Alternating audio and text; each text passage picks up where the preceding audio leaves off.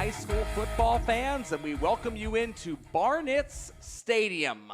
Week 3 of the Ohio High School Athletic Association high school football season brings the Kings Knights up here to Barnett's and Chris Carter Field to take on the home Middletown Middies. The marching band has taken the field. I know through this pane of a window you'll never ever be able to hear the national anthem, so we'll go ahead and try our best to sing through this. Actually, this is the Middletown Fight song, I think, Dan. Yes, it is. I don't know the words of the Middletown Fight song, do you? No, it's Go Middies Go. Go Middies Go. Very generic answer there. I'm going to crack the door and see if we can get a little sound. You got 2 doors to worry about here, Dan. It's going to be a little challenging to do, sir. The other one's open.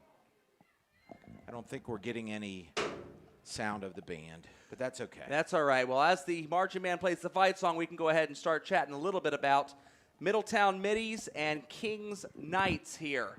Middletown and Kings both have only played 1 game so far this year. Middletown is 0-1. Kings is 1-0. You want to start with Middletown? Sure. Middletown opened up against Fairfield, and they pretty much got their head handed to them. 35-13. Yeah, Fairfield, that's a good football team, though. Yes, they are. They were the number 2 seed last year in Division I. Looks like they're coming up to the national anthem, so we'll It is 9/11, so we're going to go ahead and pause this a little bit, and I'll give you a little vocals here since you can't hear the band. Flag is at maybe even a little below half-mast. Yeah, it's about 1/3 mast. Yeah. Which in Middletown it should be half. There you go.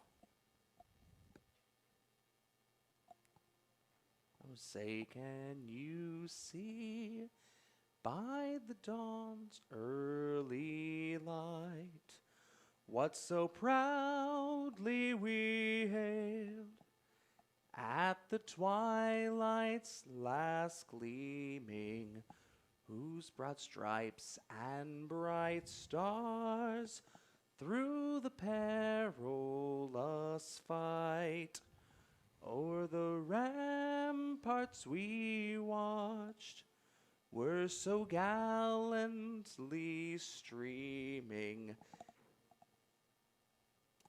and the rocket's red glare, the bombs bursting in air, gave proof through the night that our flag was still there. Oh, say does that star-spangled banner yet wave o'er the land of the free and the home of the brave.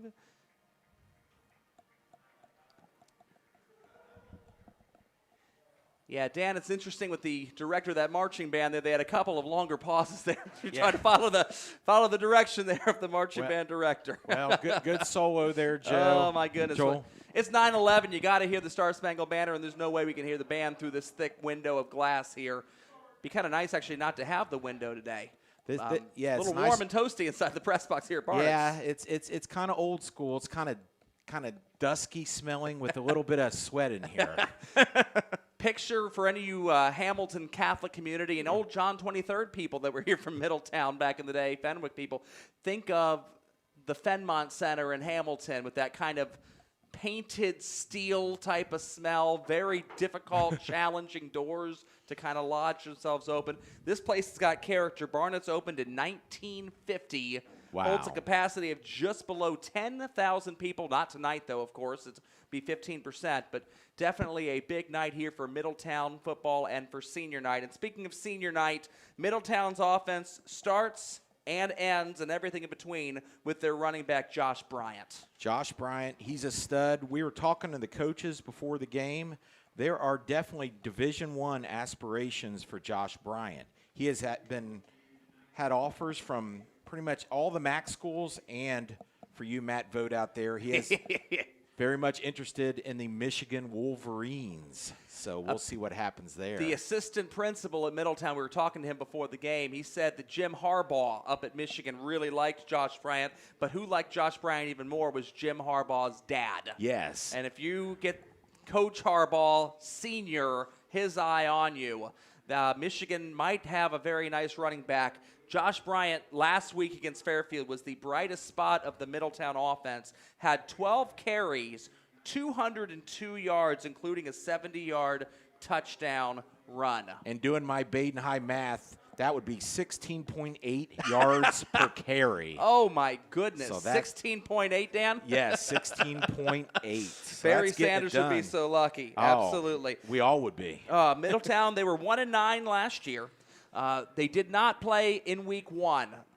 GMC has gone to a 6-game conference schedule this year. Right. They basically picked up what would have been week 3 and just shifted everything back 2 weeks. Middletown's first opponent was, and this is almost a little tragic, Middletown's first opponent was supposed to be the Oak Hills Highlanders.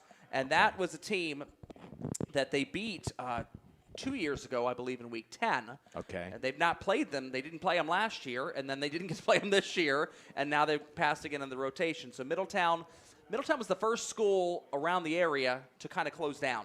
Yes. Early August, they had looked at their COVID numbers around the Middletown area, and they didn't like what they saw, and they thought they needed to shut everything down to play this thing safe. And after about 2 weeks and seeing that everybody else's numbers weren't quite up there, and then looking at their own numbers and seeing they kind of stabilized and dipped a little bit of peer pressure probably from some of the other schools in there too. I think Governor DeWine might have said, everybody, do social distancing, wear your masks, and it really worked. Well, in college football, we've been talking about the Big Ten off air a little bit, and how the Big Ten basically pulled the plug thinking they were going to be doing the right thing. And, Yes. and maybe they were. We're going to find out. The MAC schools did it first. The MAC did it first. And the MAC schools, they're known as schools of higher learning, whereas sports comes secondary in the MAC schools. And there's nothing wrong with that. I mean, I sent all my sons to a MAC school, Miami, and I went there 1 year. Great school. But the Big Ten, they're fueled by sports.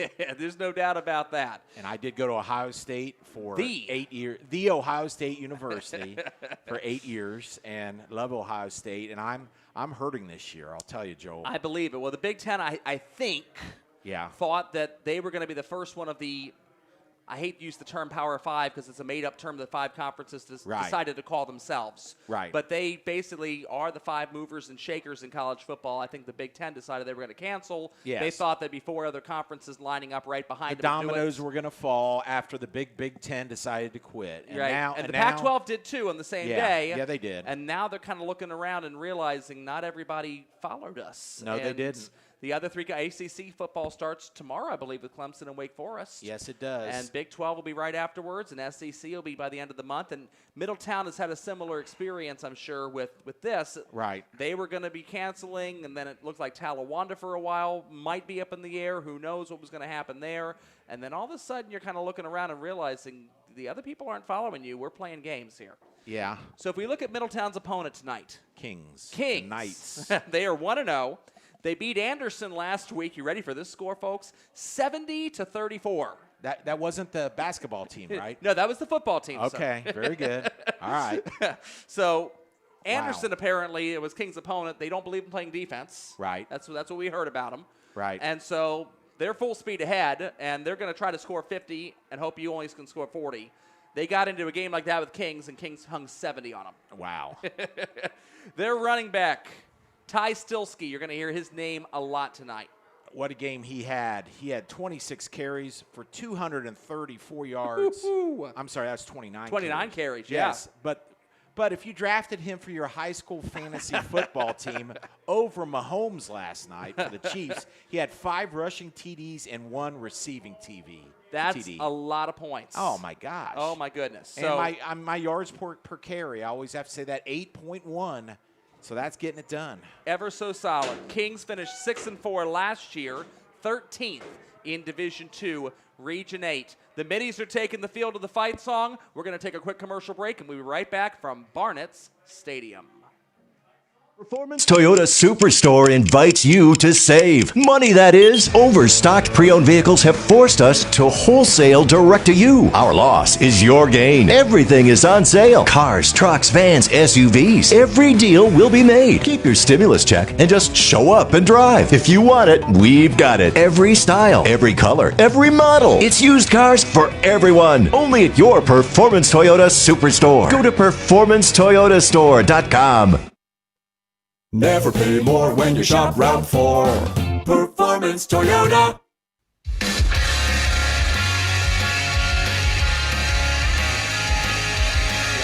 here at Barnett Stadium, everybody, the Kings Knights to put the ball up on the tee, and that is Bryce Egan, it looks like, getting ready to kick off the Kings. Correction, that's 18, not 10. So that is Ryan Stilsky, the brother of Ty Stilsky, his brother by 1 year younger. Okay. And so back deep for the Middletown Middies are number 5, Josh Bryant, the man of the hour, and number 10, Quentin Tisdale. It is senior night. Where isn't it senior night, Dan? It's always senior night. Every week is senior night. They just want to make sure the seniors get their due. It's a precaution. Oh, very much so. Very much. Kickoff is up, and it's going to go to Bryant. Fields it at the 7-yard line. Bryant's going to take it to the right, tuck it upfield a little bit, and he is tackled on the play by J.J. Handorf of the Kings Knights. Gets out to about the 25-yard line, and that is where Don Simpson's Middies will start their first drive. Dan? I liked how Kings just kicked to the best player on Middletown. They said, we're going to kick to you, and we're going to make the tackle, and they covered the play pretty well there. That was impressive. I'm kind of chuckling as I'm looking as Josh Bryant gets tackled. Yes. Throws the ball all the way across the length of the field because it's Kings' football. Each team, of course, bringing their own football on offense out there onto the field. The beanbag is at the 25. Here we go. Here we go. Kamari Fuller, the quarterback, is in the shotgun formation. He's got 2 receivers to the left side of the formation, 2 to the right side, and, of course, his trusty senior running back, Josh Bryant, directly to the right of him. Man in motion, snap, and it is handed off to Bryant, and we're going to see that and call that early and often. J.J. Handorf and Jack Henderson combining on the tackle for the Knights, about a 3-yard gain.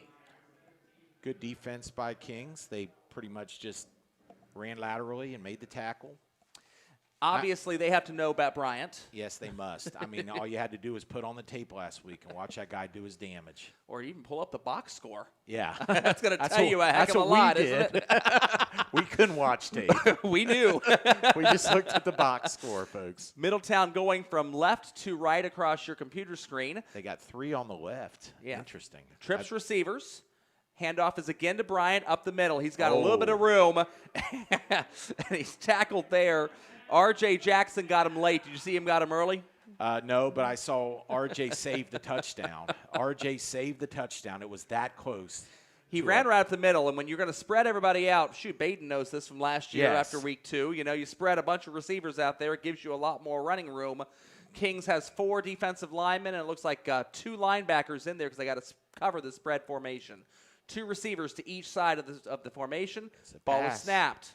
Pass play looking, scrambling, and he's sacked actually in the backfield by Zach Heimer. Very good. Definitely a coverage sack there. Excellent defense by Kings on the play. I was watching receivers go out, and they were just right on him. Heimer was a little excited. He ran all the way back to his safety. R.J. Jackson tried to do that jump into him, and he went flying. I like his enthusiasm. R.J. Jackson, 6'3", 175 pounds. Joel, they only lost 2. It was 3. About 3 yards on the play. We got 2nd and 12 coming up. And that is from the 34-yard line of Middletown. They've not crossed midfield yet. Pistol formation now for the quarterback, Kamari Fuller. Man in motion, toss sweep to the right side. This is going to Bryant. He is not going to make much room at all, and there is a flag thrown on top of this. This is going to be a loss of yardage and a hold on the Middletown Middies. I'll tell you, Kings is doing well at the line of scrimmage. They're taking on the linemen, and they're kind of dominating the line. It's pretty impressive. Everything involving a running game, as you very well know, starts with the offensive and defensive line, unless you got Barry Sanders out there, I guess. Well, right? that's true. That's true. He is the exception. Everybody must know I'm the biggest Barry guy. The only thing Barry did was break my heart and quit when he was 1,000 yards behind Peyton to get the all-time rushing. Detroit Lions woes. Oh. Courtesy of Dan the Man Vogt. Oh, gosh. Lion fan Dan. Thanks to my brother Dave, who got me liking the Lions at a young age when I didn't know any better. Thanks, Dave. He's a Raiders fan. He's not doing a whole lot better, is he jumped off the Lions ship just in time. He fell in love with Kenny Stabler. Oh, my goodness. Second down, 23 now at their own 24-yard line. Trips receivers to the bottom of the formation, handoff up the middle to Bryant, and he is not going to have a lot of room. Number 8, that would be Blake McCain, was first on the stop. And then the linebacker, 54, that would be Brady Cephalou. Yeah, there used to be a Jimmy Cephalo wide receiver for the Miami Dolphins. That's what I'm going to have to remember, Jimmy Cephalo. Cefalu. But it's Cephalou. Cephalou. Okay, Cephalou. Well, close enough. All right. How about it? All right, so we have third down. And a bunch. It's going to be about 3rd and 20 here. We're going to see how aggressively Don Simpson wants to go ahead and take this. Middies did not have a great record last year. No, they didn't. They don't know really anything. Neither of these teams really know a whole lot about each other. As we go through the game, we're going to talk about how they scheduled this game. Snap, shotgun, scramble situation. He's not going to possibly get 20 yards out of this, is he? No, he's not. And he was tackled there. Ethan Chilton for Kings. And basically the quarterback, he didn't want to throw it down the field there and risk an interception. They might have a heck of a punter here from Middletown. We'll soon find out. There's no wind whatsoever. I mean, the flag's fluttering a little bit there at 1/3 mast. We got Kings going back for the return. Is that number 19, Joel, or is that 18? It looks like that. It's hard to see with these TV numbers, isn't it? Yeah, but at least they're truly on the side where TV numbers should be. They are. I'm going to say that's Gabe Hunt. Yeah, I'm going to agree with you. That would be number 19. Here's the punt. The punt to Hunt. He can. He takes it out of bounds for about 5 yards there, fielding it around his own 37-yard line, running it 6 yards, it looks like, total, out to the 43-yard line. We'll be right back here from Barnett Stadium. 0-0, Middletown and Kings. Hey, this is Joey Vogt for The Report. One thing we strive to do here at The Report is recognize the local high school student athletes and their accomplishments to the best of our abilities, which is the reason why we partnered up with Performance Toyota and Rick's Tavern to crown a Performer of the Week. We choose a student athlete from each of our coverage area schools from any sport. Knights takes the ball, man in motion, 3 guys, and looks like we already have a Mitty jumping offside. Dan? Yes. Little excited? Oh yeah, he's angry about it. He feels stupid. I'm just trying to get his number over there. Oh my goodness. It's 14. That would be Malik Davis there, the defensive back. He's lined up way on the outside against Kings wide receiver Andy Bauman at the very top of the screen. Kings going from right to left across your computer screen. Here comes the shotgun snap to Will Coker, the quarterback. Coker's going to take it. He's Nice going to play. run for about 4 yards. Yeah, it was a quarterback read option. Ran off right guard. I did not catch the tackler on the play, unfortunately. I believe that's one of the big guys in the middle. Okay. That would be 78. Javen Davis would be the guy, I believe, that got there first. Second down and 1. And we've got a shotgun, 1 running back, tight end formation, handoff to the 1 running back, and that is Ty Stilsky, the aforementioned hero of last week's game against Anderson, who had been in the end zone 6 times. He now, Danny, has 1 rush for -3 yards for an average of -3 yards per carry, sir. Thank you for the math. Kyron Mack, the senior linebacker, hit him in the backfield. Great play by Middletown. Middletown's taking the big boys out, bringing in like a dime package here, even though they're spreading them out. It's 3rd and 3. Yeah, they're Trips spreading them receivers out. to the left side of the formation. Interesting. 1 receiver to the right side. Snap to Coker. Screen pass beautiful. to Stilsky. He's got lots of room. Oh, my to goodness. To the 40, to the 30. He's tucking cuts it back back. to the middle. He's got to the 20. He's going to score. To the 10. He's got one guy that can get him, and he does get the ball They didn't to give the him 1-yard line. He reached it out, but they did not give it to him. From this angle here, which is not a good angle, it looked like he might have been in, but it looks like he is stopped around the 1-yard line. That was Cameron Cooper of the Middies that basically ran sideline to sideline with them from the right sideline all the way to the left sideline to chase him down, get a piece of jersey. First and goal at the one quarterback Oh, sneak. my goodness, that Easy. didn't take long. Oh, it was a quick play. Middletown wasn't even lined up. Oh, they my just got goodness. up there, got right behind the center. Boom, we were describing the previous play, and they get the touchdown. We didn't have time to describe the previous play, Dan. No, we didn't, but it was beautiful. They definitely tricked him on the screenplay, and beautiful run. Who was that again that ran that? That was Ty Stilsky that caught the screen, Oh. and he ran the ball for 49 yards all the way down to the 1-yard line, then was immediately followed up with a quarterback sneak by the quarterback, Will Coker. And so here comes the snap to Ryan Stilsky, looking for the extra point. It is up. Oh, it's got plenty of leg on it, and it is good. And so with 6:28 left to go in the first quarter of play, the Kings Knights have taken a 7-0 lead over the Middies of Middletown. We thank you for listening to a live broadcast on the Butler County High School Sports Report's YouTube channel. We encourage you to check out our website at www.bchssreport.com for all your local prep sports results, stories, and student-athlete features. Enjoy the rest of the game.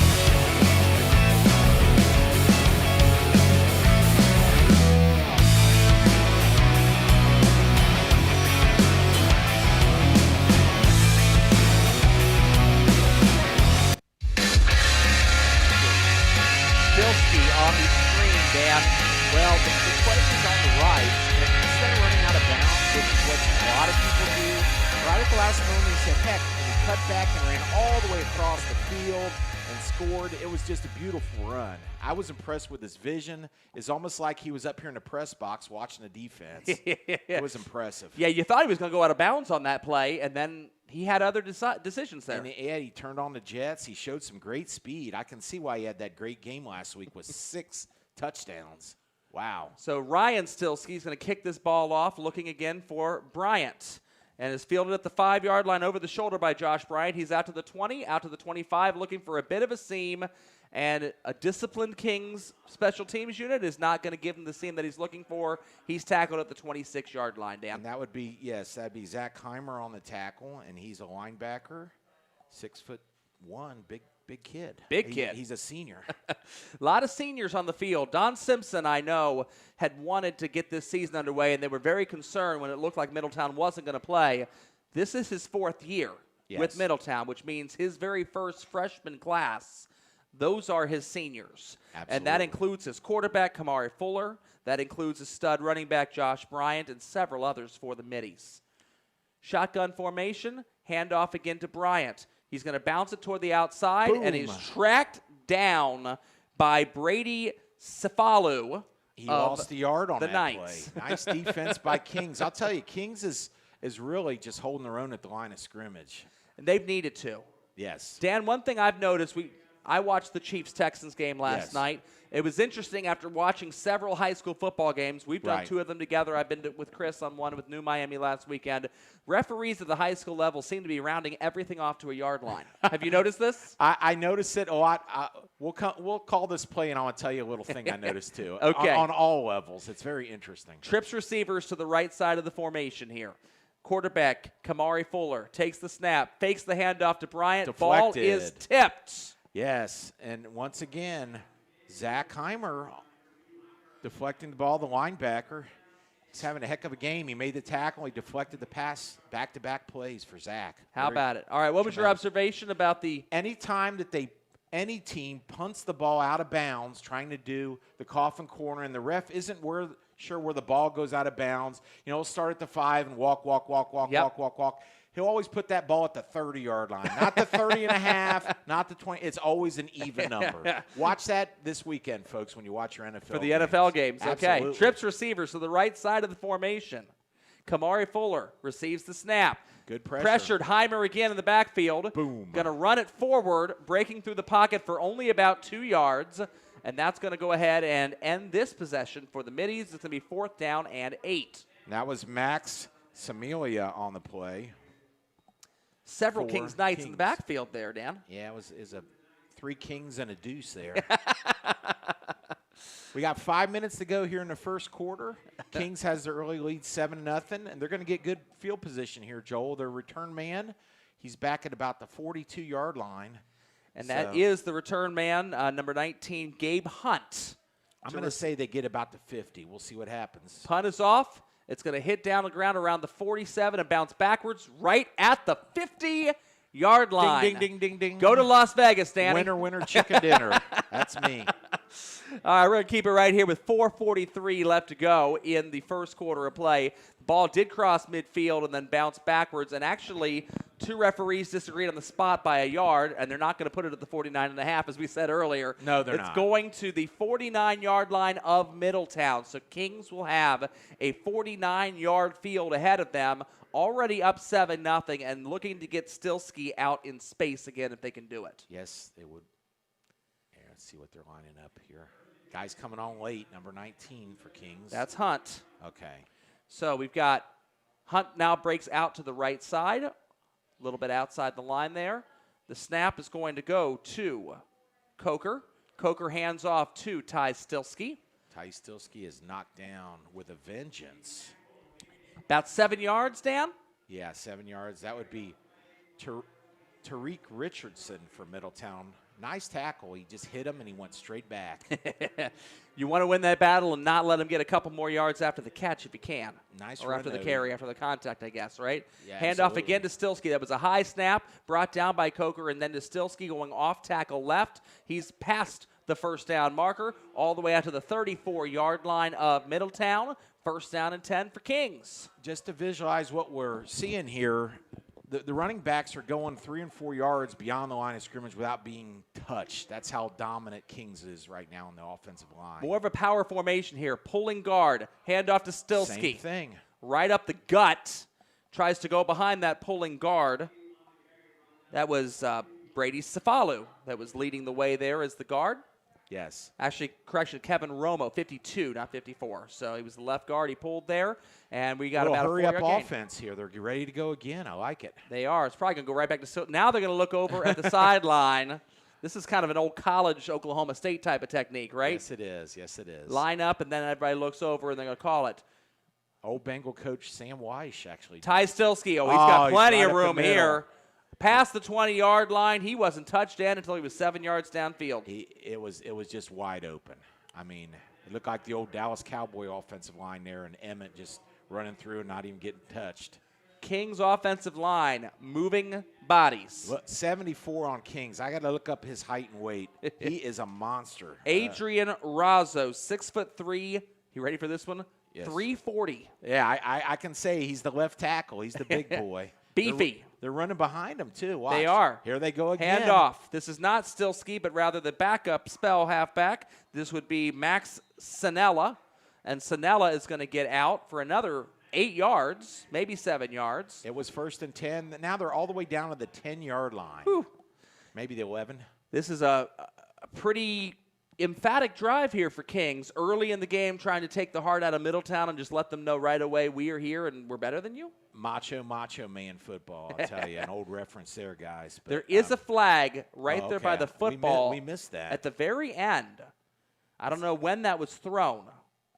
All right. Referees are talking about it, and now here comes the referee. Personal foul, targeting on the defense.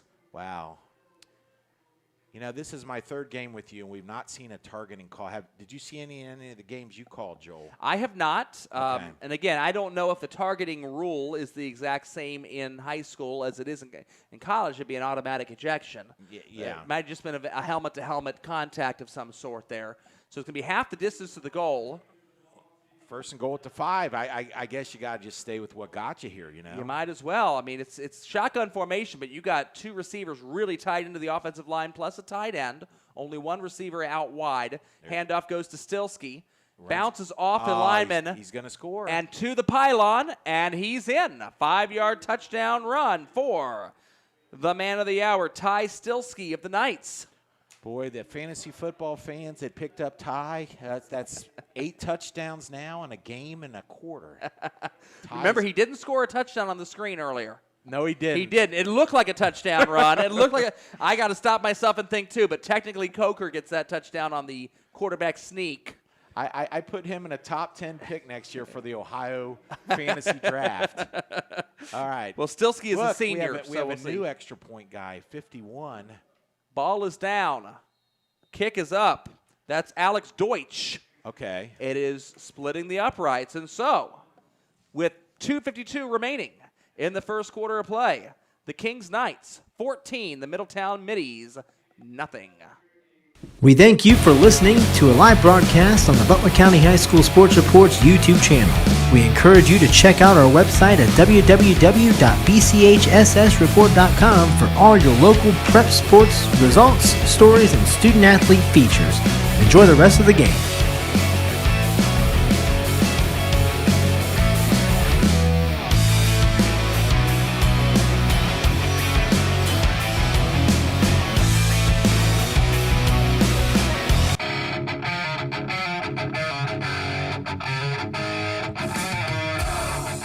Hey, Dan, if your kicker's name is Deutsch and you kick 3 field goals, how many points you got? That would be 6. 9!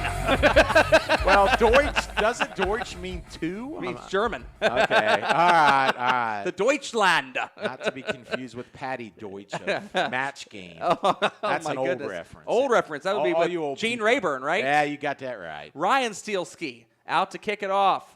Bounces over the heads of the middies, hits the 1-yard line, rolls backwards into the end zone. That is going to be a touchback, and the middies will begin this drive on the 20. Dan, what do we need to see from Middletown this drive? Something. I'd say a lot of Josh Bryant here. I think Bryant was 1 tackle away on that first series from popping it all the way. He almost did. Yeah, he had one run that got into the second level. So if he needs to electrify the limited crowd here. I mean, it's always going to be limited, but Because of COVID. yeah. But the Kansas City crowd was pretty loud last night. It was very loud last night, that was wasn't impressive.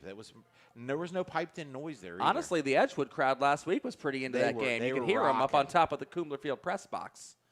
All right, shotgun formation, 2 receivers to the left, 2 receivers to the right, and Bryant alongside Fuller in the backfield. There he goes. Handoff to Bryant. Goes off right guard. Nothing. Oh, my. That's like the old Yukon Cornelius. Wahoo! Nothing. Very good. And Sackenheim once again. I think I've called his name 4 or 5 times already. Zach is playing himself a ball game.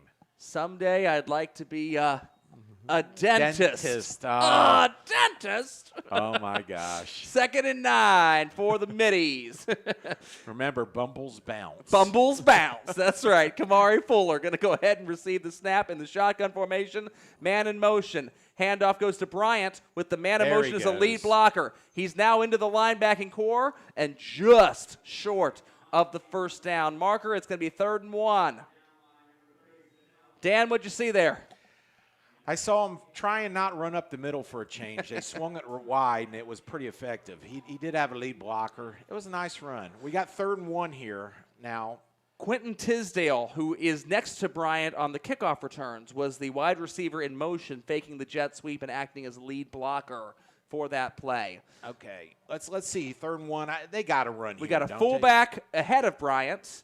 Yeah. They're, Blitz coming. Oh, my and it got goodness. there. oh, That was beautiful Hunt. call. Gabe Hunt off the left end of the offensive line, right end of the defensive line. That formation was a pistol formation with Bryant behind and a lead fullback, and I think everybody knew Bryant was going to be getting that football. Oh, they blitzed him beautifully. And the quarterback from Middletown there, can you pronounce his first name? Kamari Fuller. Yeah, Kamari. He was telling the coach, let's go for it. He wanted to stay on the field. It's 4th and 4. He wanted to stay on the field, but common sense prevails because it's 4th and 3. Honestly, Dan, I don't know if common sense prevails. I Yeah, think you got to go know. for it. I know. 4th and 3? Well, they're way down there at the 27. That's Joel. correct. Short high punt. It's going to be at around the 50. Sideways hop, and it's going to be out of bounds around the 48-yard line of Middletown. So they're going to gain It looks like about from the 27 to the 40, they're going to gain 21 yards of field position on the punt. Yeah, well, yeah, that makes you want to go for it on 4th and 3 even look more compelling because you're down 14-0. You're getting dominated. Here's the other thing that makes me want to go for it on 4th and 3. What's that? How's my defense done the first 2 possessions? You're getting steamrolled, absolutely. So at some point in time, does it matter? In Kansas City, give them credit last night. Yes. They had on their second drive of the game, they're down 7-0, and they've got, a 4th and 1 at their own 30-yard line. They went for it. Look at this great formation by Kings. 4 receivers, pass to Stilsky standing behind. He's going to run it for about 10 yards there. Dan, describe that play, man. They had 3 men wide out, wide receivers on the right, and then Stilsky was in back of him. It almost looked like half the team was on one side of the field and half was on the other. It looked like he was going to throw it to Stilsky laterally and have Stilsky have the option of throwing the pass or running, but the quarterbacks actually threw it in front of Stilsky. Same formation now to the left side. And Middletown is a little confused here. There's actually – okay, now they move the guy. So there's 3-on-3 on the left side, so the defense has it covered. And no running back, though. No running back. So they're going to be throwing the ball unless it's a quarterback draw, and that's indeed what it is. There he Coker goes. up the middle. He's breaking a couple tackles right around the line to gain, and he's going to have enough for a first down for Kings as the Knights continue to gash the Middletown defense. We talked to the Kings coaches before the game. I said, are you a running team, a passing team? They said, we take whatever the defense gives us, and that's what they're doing right now. They take whatever the defense gives us, and right now they have taken plenty, and they've taken the rest of the time off of the first quarter. So at the end of 1 from Chris Carter Field at Barnett Stadium, it's the Kings Knights 14, the Middletown Middies nothing. Hey, this is Joey Vogt for The Report. One thing we strive to do here at The Report is recognize the local high school student athletes and their accomplishments to the best of our abilities, which is the reason why we partnered up with Performance Toyota and Rick's Tavern to crown a Performer of the Week. We choose a student athlete from each of our coverage area schools from any sports and let family, friends, and your school vote in the Report's Performer of the Week poll on our website. Tell us who you think should be in our Performer of the Week poll, and most importantly, enjoy the rest of the broadcast.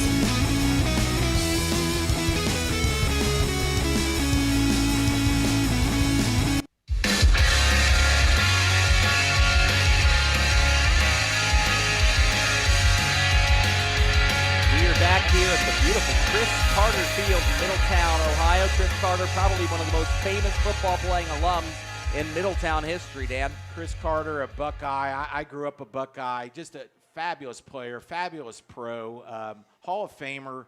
Played originally with the Eagles. He and Buddy Ryan butted heads a little bit. I'll tell you more after this first play. All right, so we have a 1st and 10 for Kings at the Middletown 25-yard line. Fake to the jet sweep, handed off to Stilsky. And Middletown's defense was there, about 2-yard gain.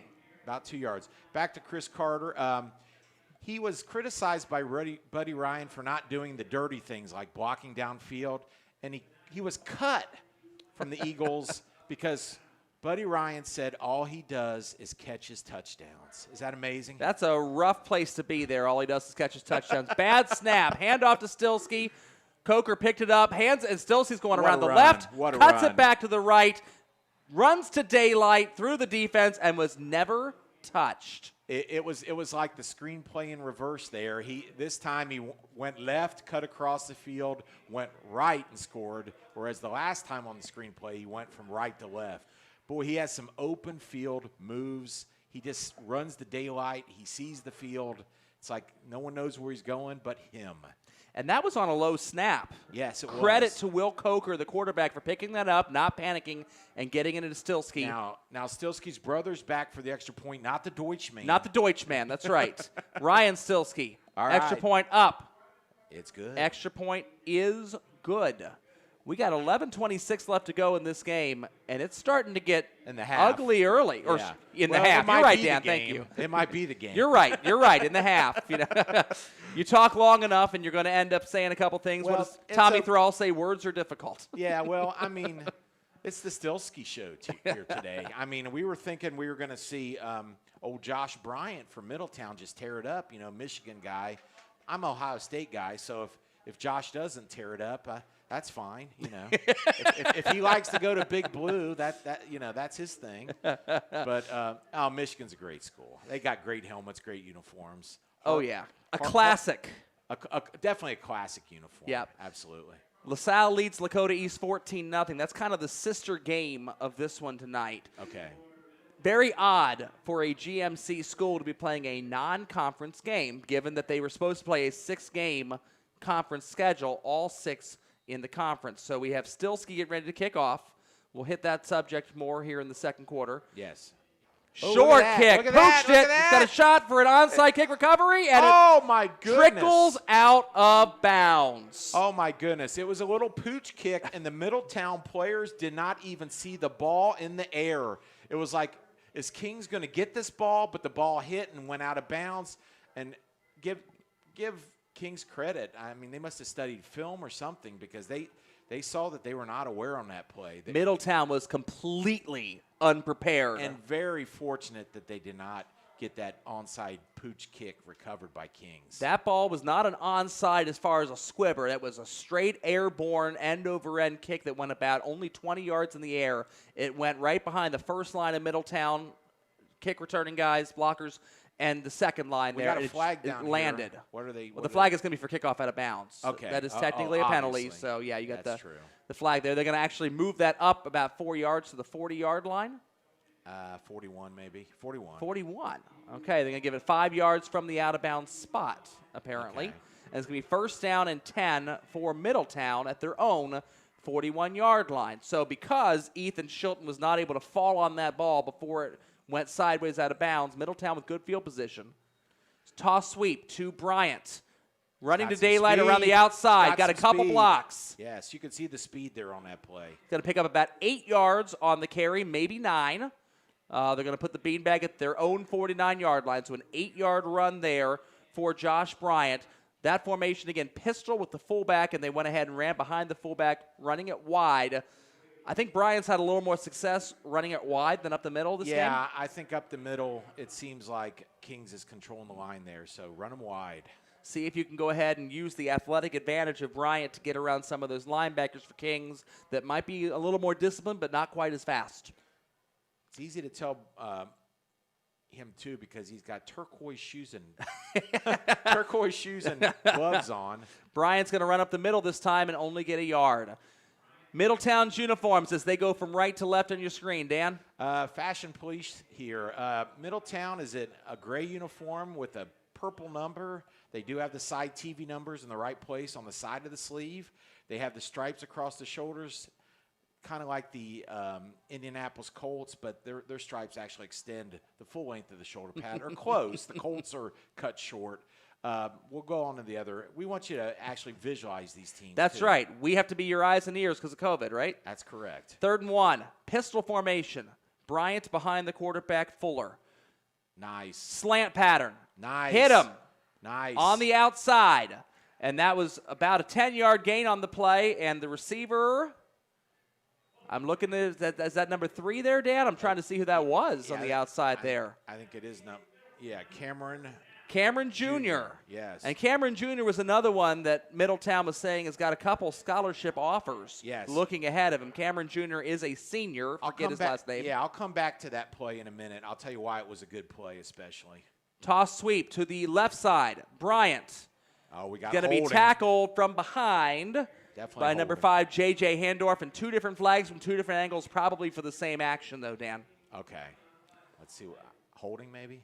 Let's see here. A referee is going to say illegal block in the back. Okay, very on simple. Middletown. On that 3rd and 1 there, Kings was blitzing, and it was almost like earlier when they nailed him in the backfield. This time, they saw the guys flying through, and they threw the pass. So Middletown learned from their previous drive not to try and run it on an obvious 3rd and 1. I like the pass there. It really mixed things up. That was great.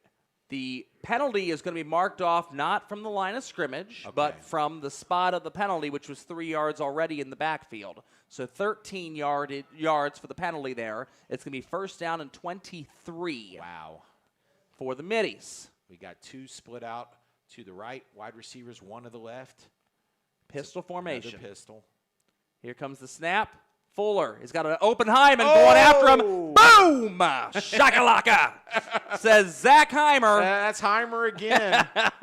I'm telling you, Zach is playing a heck of a game. He's my player of the game right now. Well, defensively. Defensively. He ran in, and absolutely nobody on Fuller's blind side saw him. Bryant was going out to the right side for a pass route.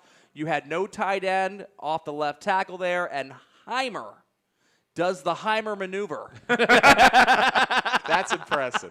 You would think now Fuller should go up to his offensive lineman and say, "They're coming! They're coming! You're going to get killed, duck!" That's what I would be yelling at my lineman right now after letting me get crushed like that. That was pretty. Fuller took a couple steps over to the right side, turned back around, and there was Heimer. Oh, my And goodness. we have a timeout. The Heimer maneuver. The I first like that. timeout of the half taken by the Middies. We have 8 minutes and 30 seconds to go in the second quarter. It is 21-zip Kings. We thank you for listening to a live broadcast on the Butler County High School Sports Report's YouTube channel. We encourage you to check out our website at www.bchssreport.com for all your local prep sports results, stories, and student-athlete features. Enjoy the rest of the game.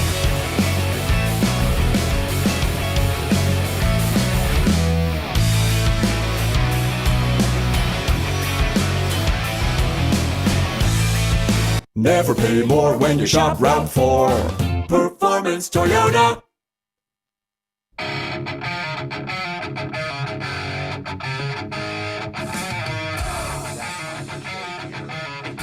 Chris Carter Field. Listen to this, Joel. It is second down and 31. Oh, my goodness. So let's see if Middletown can get some yards here. Here comes the snap into the shotgun. They're going to throw the ball. Throws it behind him and absolutely dropped. J.J. Handorf, the Kings linebacker, was right there where that ball happened to land. It hit him in a bad spot right in the hands. Yeah, that's why he plays defense, because if he had any offensive skills, he would have intercepted that and took it to the house. He might have had 6 points on that. Oh, I totally agree. Third down and 31. Here's my call. What do I say on 3rd and 31, Joel? Punt the ball on Yes, third and ridiculously long. Absolutely, I do. You can cross up the other team. They don't know what's coming. No one's back there for any surprise punts. I think it's a possible play here for him. All right, so we have Fuller and Bryant in the backfield, 2 receivers, either side of the formation. Heimer looking to blitz. Does go in. He's blocked this time. Ball sails Cam Newton style over the head of J.C. Calhoun, the baseball stud from Middletown, who was also playing football here during his junior year. If J.C. was 6'6", he could have come down with that. Unfortunately, J.C. was only 5'10", and Yeah. that ball was 6'6". He wasn't looking smarter than ever J.C. Penney there, was he? That's an old reference there. Yeah, J.C. Penney. J.C. Penney. You're looking So we have smarter 4th than down ever. and 31, and this is going to be a punt. And again, we've got Gabe Hunt, the senior wide receiver defensive back, lining up back there right around the first down marker to receive this punt. Ball snapped. Nice kick. Good hang time. Hunt's going to pick it up at his own 23. He's going to run it for about 10 yards and out past the 35-yard line. And it looks like they're going to mark him right at the 35-yard line, and that is where Kings will begin their next possession. Has Kings been stopped yet? I don't think so. I think Stilsky, am I saying his name correctly? Stilsky. There? Yes, I think maybe he might sit out the second half. He's going to be too tired. Oh, my goodness. He's just playing great. First down and 10 for the Middies. Kings has a pretty good crowd over there, I'll tell you. I mean, they drew a lot of people. This is a really neat stadium. The opponent's side of the field has tons and tons of bleachers. Oh, my gosh. It goes from, what, the 5-yard line to the 5-yard line? Yeah, it's 90 yards of bleachers for the opposing side. That's why they've had playoff games here in lots of times. Look at three guys men in in motion. This is not the CFL. Different quarterback in. This is Noah Spencer taking the snap and hands it off to Stilsky. And Stilsky's going to rake it around the right tackle for about 13 yards. He's the man tonight, Stilsky. Ty Stilsky. What's the height and weight on that young man? Stilsky is a senior defensive back, running back, 5'10", 190. Okay, he looks bigger than the Chiefs' rookie running back last night. Clyde Edwards-Alaire. Yeah, he looks so tiny, but he was 210 pounds. I could not believe that. He's 5 pounds under my Barry Sanders man. Multiple men in motion here. John Gruden offense. It's wild. Snap to the backup quarterback who hands it off to Stilsky. Oh my gosh. He Stiff-armed a guy. He stiff-armed him so hard that he fumbled the ball. Cameron Cooper, the linebacker there, was ready to tackle Stilsky, and he got a face full of stiff arm, but Stilsky tackled himself in the middle of the forearm. Well, he stiff-armed him, and he stiff-armed him so hard that the ball fell out, and then he had enough sense to fall on the ball. Oh, my goodness. I love the stiff arm. Good collision. Oh, it was great. Dan, you're enjoying Kings. Oh, I am. Oh, my goodness. Blitz coming. Ooh. Looking for Stilsky. Flag behind the play. Stilsky's going to get about a yard as he had to bounce that offside or out to the outside. Looks like Cameron Jr., the defender, was in the backfield for the Middies. I'm going to say holding. He blew that play up. Yes, and he was held. Actually, that's not 3. That looks like it's number 2. These numbers, you got the white outline that makes it a little easier than Talawanda's to see. Most definitely. Kyron Mack was the one that blitzed right up the A-gap, bounced off the runner, and forced the block in the back to happen. It is a hold. It's going to march him way back. Because, again, the hit happened in the backfield. That's correct. So it's going to be longer than 10 yards total on this penalty. Oh, yes. And we're going to have a second down from 24? King's own 34-yard line. It's a long way to go. Yeah, long way to go. Snap, And another flag, We got and a legal procedure, Joel. false start on the Kings Knights. So referees talk about this real quickly. Dead ball. Legal. False start on Kings, and now we got a second down and long. Kings is trying to rival what Middletown had last drive. And that's something you don't want to do. they might get stopped on this drive because they're stopping themselves. That's right. That's the only way they could. That's the way Kings has been.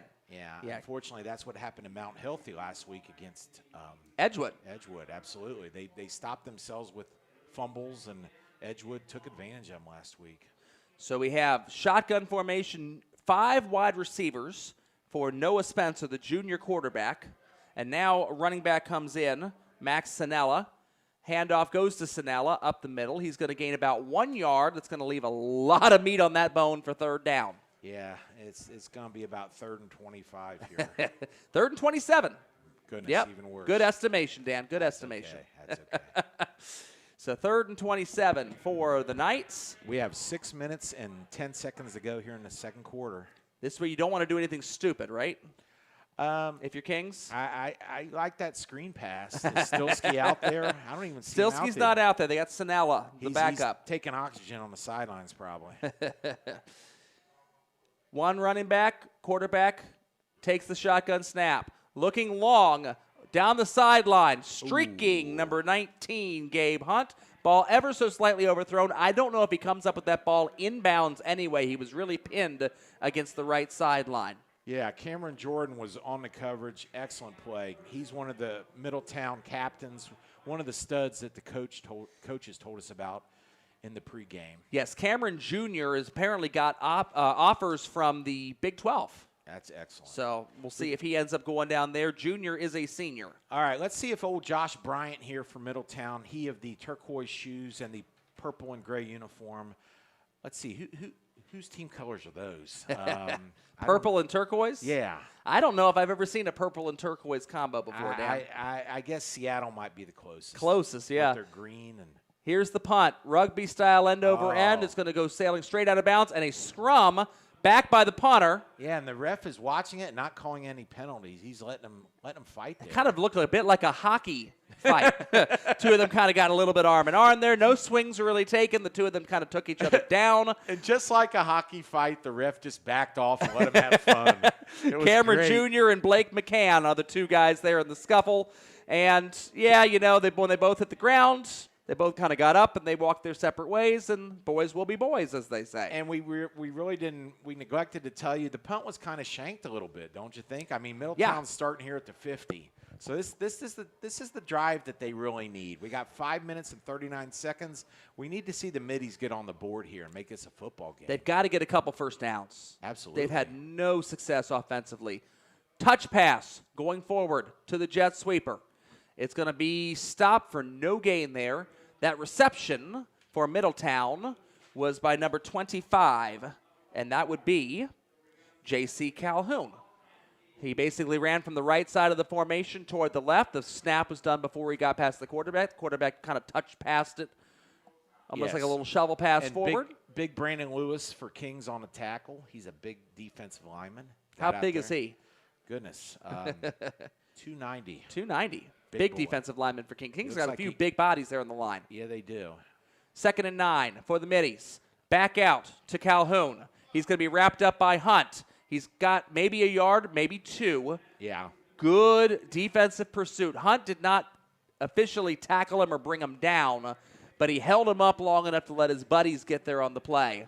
Yeah, I want Middletown to throw like a quick slant or something like that. It seems like all their passes are kind of lateral, and they're trying to break tackles outside instead of just doing a quick dart down the field. You know, that's what I would recommend in this situation. They need 7 yards here, 3rd and 7. We got 4 minutes and 27 seconds here. Middletown taking their time. We'll see what happens. They got trips to the right. That's 3 men to the right side. They got the stud running back in the back. We'll see what happens here. 3rd and 7. Shotgun snap. Fuller is going to try to tuck it and run. Is he going to get there? No, He he's is not. not. That would be Max Sinella, the backup running back out there playing defense. Read that. It was not. I don't think it was a design quarterback I don't think draw. it was either. I just think the coverage for Kings was so good that he said, well, I'm going to have to run. I don't want to throw a pick here. Yeah. Coverage was good for only about a second or two, and then very quick decision for Middletown. If I'm Middletown here, they're at the Kings 46. It's 4th and 6. I personally go for it here. I do too. Because, you know, I know what they're thinking. They're risking the fact that Kings will get the ball close to midfield with 3 minutes to go in the half. They could score again and pretty much sew up the game. But you got to give some confidence to your offense here. If not now, when? When? Thank you. Big punt. Nice kick. It's going to go Over in the the end head zone, of Hunt. though. Yes. Hops at the 5-yard line and rolls backwards into the end zone. Out to the 20 for a touchback. Net gain of 26 yards on the punt. I always think that those punts in the end zones are epic failures because from the 20 back to the end zone, you have 60 feet that you can get that ball in there, and you miss it and you boom it through the end zone. Makes no sense to me there. You got to teach your kids to kick the ball out of bounds inside the 20. I just never understood that. You always loved coffin corner down. Oh, I know. You don't see it anymore because a lot of the kickers now, they just punt it high and hope the guys field it at the 5-yard line instead of letting it roll. So I like the coffin corner. It is a lost art. I agree with you. End of the first quarter over at the Hornets' Nest, where Chris and Joey are tonight on the television side. Eaton and Monroe, the Eaton Eagles lead 9-7 over the Monroe Hornets. Fairfield and Hamilton tied at 7 in the second quarter. We're going to have a flag on this first down play. It was a run for only a couple of yards, but this also is probably going to be called back, and Kings once again is going to have given itself a long field here. We're down to 3:15 left in the second quarter. And, Joel, in this situation, we always talk clock management. There's 3 minutes to go. Middletown has all their timeouts according to the scoreboard. Kings has all 3. Middletown has 2. Oh, 2. You're right. Yep. I was reading the wrong thing That's there. all good. They're winding the clock here. Interesting. So in high school, even though you have an offensive penalty, you can wind the clock. That penalty actually was a sideline warning. Okay. So it was somebody kind of being outside the coach's box or whatever, and so the play counts. It's a 3-yard gain. It's going to be 2nd down and 7. Man coming in motion from the left side of the right, lines up as tight end. May have left a hair early. Handoff to Stilsky, and Ty Stilsky's going to be wrapped up. Nice. That would be number 8 for Middletown. Cameron Cooper. Thank you. You're good. Not a problem. So it's 3rd down and 7 for the Kings Knights. Our time is ticked down below 2:30 left. Middletown has got to be thinking about using that second timeout if they can stop them here. I would have called it immediately on 3rd after down. that. I would have called it immediately after that play, but we'll see what happens. I don't love the odds of having only stopped them once. Yeah. We'll see. Stilsky is, as a receiver, 4 receivers at the top of the formation. They looked for the quick pass, didn't get it. Now they got Stilsky open, flips over the top. Oh, nice defense. And great defense. Very well defended. He knocked the ball loose from Stilsky. He was there. It looked like he was going to pull it in, and they just knocked it away by Middletown. So that stops the clock. We got 2:06. Middletown, they're going to line up probably near midfield on this punt. So they got a chance to get the ball back and get some points here before the half. Daylon Blake was Excellent. the safety that was on the play. Stilsky lined up on the left side of the line behind the other 3 trips receivers. Stood there in the backfield as if he was going to get a quick pass. When they didn't throw that, they let the receivers go deep, and they snuck him over the top and tried to float over the linebackers. Uh-oh. What was that? Middletown jumping off sides there. Kyron Mack was going in on a blitz, and he went in on the blitz. Well, just so- that the ball didn't get snapped. So Kings was not punting there. They tricked him. They lined up. Maybe they thought it was only 3rd down because of the sideline warning. The down counted. Oh, It is my now goodness. 4th down. It was 4th and 7. Now that's going to become 4th and 2. I am surprised to see Kings not punting it here, given that they have a 21-0 lead. You don't want to give Middletown any opportunity No, you don't. to get itself back in the game. But they have their offense on the field. They got Stilsky back there. And Will Coker, and the look at starting quarterback. Middletown is really crowding the line of scrimmage looking for the run. So let's see if the Middies can make a stop here and get this great field position. Michael Sarchett is in man coverage at the bottom. Oh, my goodness. And another I don't jump. believe it. Wow. Middletown has shot themselves in the foot here. Keyshawn Beatty, the defensive lineman, he lined up right over top of the football, jumps into the neutral zone. Middletown's defense on 4th and 7, it jumps off sides twice And gives Kings a first down. You got to give the quarterback credit there. He must have just barked out a heck of a cadence because Middletown, gosh, the ball's right in front of him, and he jumps. Oh, my gosh. Now they pretty much – they're going to get the ball the rest of the half. Kings will. Middletown won't get the ball. That was, I mean, they were going to go for that on 4th down, I know. or they were just hard counting. Dad would call this 4th and flinch, Yes. and they did it twice. That must have happened last week in the – here we go. Coker, short pass up the middle. Hit the tight end. That's number 33, Dawson McCauley. And McCauley slipped out the line, slipped right in a little seam in the zone defense, picks up about 13 yards, clock pauses, and now winds as the beanbag is spotted. Kings has the ball 1st and 10 at their own 46-yard line. Kings is very well coached. They're right up at the line. They're getting ready to get the playoff. I like their clock management here. It's 4 impressive. receivers to the top of the screen, including Stilsky, the running back, who runs an out pattern. Blitz coming, and blitz arrives. Lemond Chambers. There was enough middies in there that we would be like 2 holes if you do your fractions. Like 4 middies were there, so that'd be 2, right? 2 sacks, yeah. Yes. Big loss there. We're going to have a timeout taken by Kings, and we'll be right back with 1:20 left to go in the second quarter of play. The Kings Knights 21, the Middletown Middies nothing.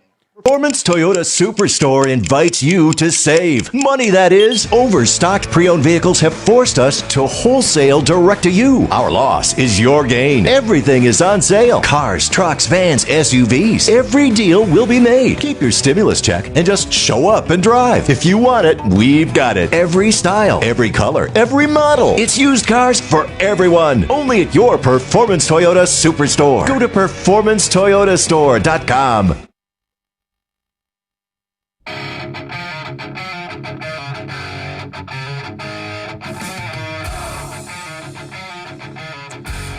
All right, here we are with 1:20 left to go in the second quarter of play. The Kings Knights were on the move, and now they have a 2nd down and 21.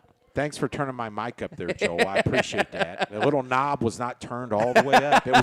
Now it's at 11, you Oh, my Spinal goodness. Tap fans. Coker is going to try to scramble here, and he had a few receivers out in the pattern. Nobody was open. Good coverage by the Middletown secondary.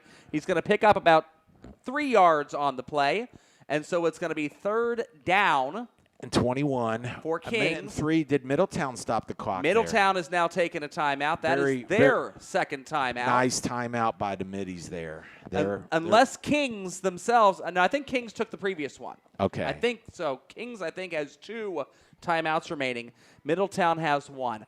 All right, this game got scheduled in the weirdest of ways. Okay. So when Middletown thought they were not playing, they told the GMC, we may not be playing. Okay. Oak Hills, for week 1, knew they weren't playing, and they went ahead and scheduled, I forget who they scheduled. But Middletown had 5-game conference scheduling coming up. But Lakota East was who Middletown was supposed to play tonight, according to the rotation. Right. Lakota East went ahead and took Middletown up on their offer to schedule somebody else just in case they don't play. They Okay. found a very willing dance partner tonight in LaSalle. Okay. GCL South, St. X, Elder, Moeller, and LaSalle only play a 3-game conference schedule, so they had to find 3 non-conference opponents in this COVID atmosphere. Very happy to get that game scheduled. Slant pass there to Stilsky. He's going to break a couple tackles. He might have Oh, enough. what He's an got effort. a first down. What He an bounces out of effort. another tackle. He's across the 25-yard line. Oh, my goodness. Ty Stilsky. That play was never going to be for a first down. It was about a 12-yard slant, and he turned it into a 50-yard play. They needed about 20 to get the first down there. Oh. And the had Middletown simply wrapped them up, they would have had them. But instead, first down across midfield at the Middletown 24-yard line. We're down below 40 seconds remaining. 5 wide receivers. Coker looking toward the end got zone. pressure. Scrambles to the right. Maybe looking for Stilsky. He's going to tuck it and run. Gets out of bounds and push late. Middletown pushed him when he was 3 yards out of bounds. So a stupid play there. They're going to probably, half the distance to the goal Half here. the distance to the goal. It is. I don't think it's an automatic first down in high school, but he gained about 7 yards on the carry. That's going to push him the half the distance added on to that into first down territory, and we're probably looking at first and goal here. I'm thinking Middletown is very frustrated on that previous play. They call the timeout. They think they got him. They're going to get the ball back. Stilsky gashes him, breaks tackles. Then the quarterback scrambles outside, and he gets shoved 3 yards out of bounds. I can feel the frustration by the middies here. They had him stopped. They had him stopped. They had him stopped twice on this drive. They had him stopped with Joel, we got it down to the 8-yard line? First and goal for Kings. Okay. Shotgun formation, but everybody else is on the line of scrimmage except for a linebacker who was actually lining back to play the quarterback position. And Middletown, look, they're confused by this strange formation, and Middletown is asking for a timeout right now because they don't know how to combat this power formation from the 8-yard line. They had, 2 timeouts left? They're running power football from the 8 with 29 seconds to go and 2 timeouts. I will remind you that these two schools do not know each other well. That's what they the have coaches not played said. each other Yeah. well. And Kings, I don't think had even really seen any film. No. The coach that it wasn't the head coach, but the coach we were talking to didn't seem to know anything about these guys. And didn't you say that the coach said that they have a 2-year commitment to each other? Middletown says that after tonight, they've actually signed a 2-year agreement to play each other for the next 2 years, which Wow. I believe would be probably in either week 1 or week 2. Outside of their conference schedule. Yes. That's exactly right. But they had first and goal from the 8. And Kings, sitting on 2 timeouts still, did not have a quarterback on the field. And instead, they had offensive lineman and defensive lineman Kevin Romo, number 52, lined up in the shotgun. And he did not look anything like Tony Romo. No, that's right. No, he was Kevin, big Kevin. Big Kevin Romo was lined up there ready to take the snap, and he had, of course, Stilsky next to him there. And they're going to keep the same formation and the same personnel on the field. So Wow. Big Kevin Romo, the offensive lineman, is lined up in the shotgun formation. Stilsky, the running back, actually gets the direct snap. Uses Romo as a lead blocker. Gets down to about the 3-yard line. That's basically... And sorry, my son Nicholas, that Romo there did catch the ball and didn't fumble it. Oh, bad Dallas Cowboys humor there. Kings has it at the 3-yard line. The clock is now stopped at 23 seconds in the second quarter. Kings has taken their second timeout. This is basically the same situation. If you remember the Seattle Seahawks give it to beast mode in the Super Bowl, they only have 1 timeout, and they have 3 downs down here to work with. So the idea that you can just give it to a running back and have it punch the ball in.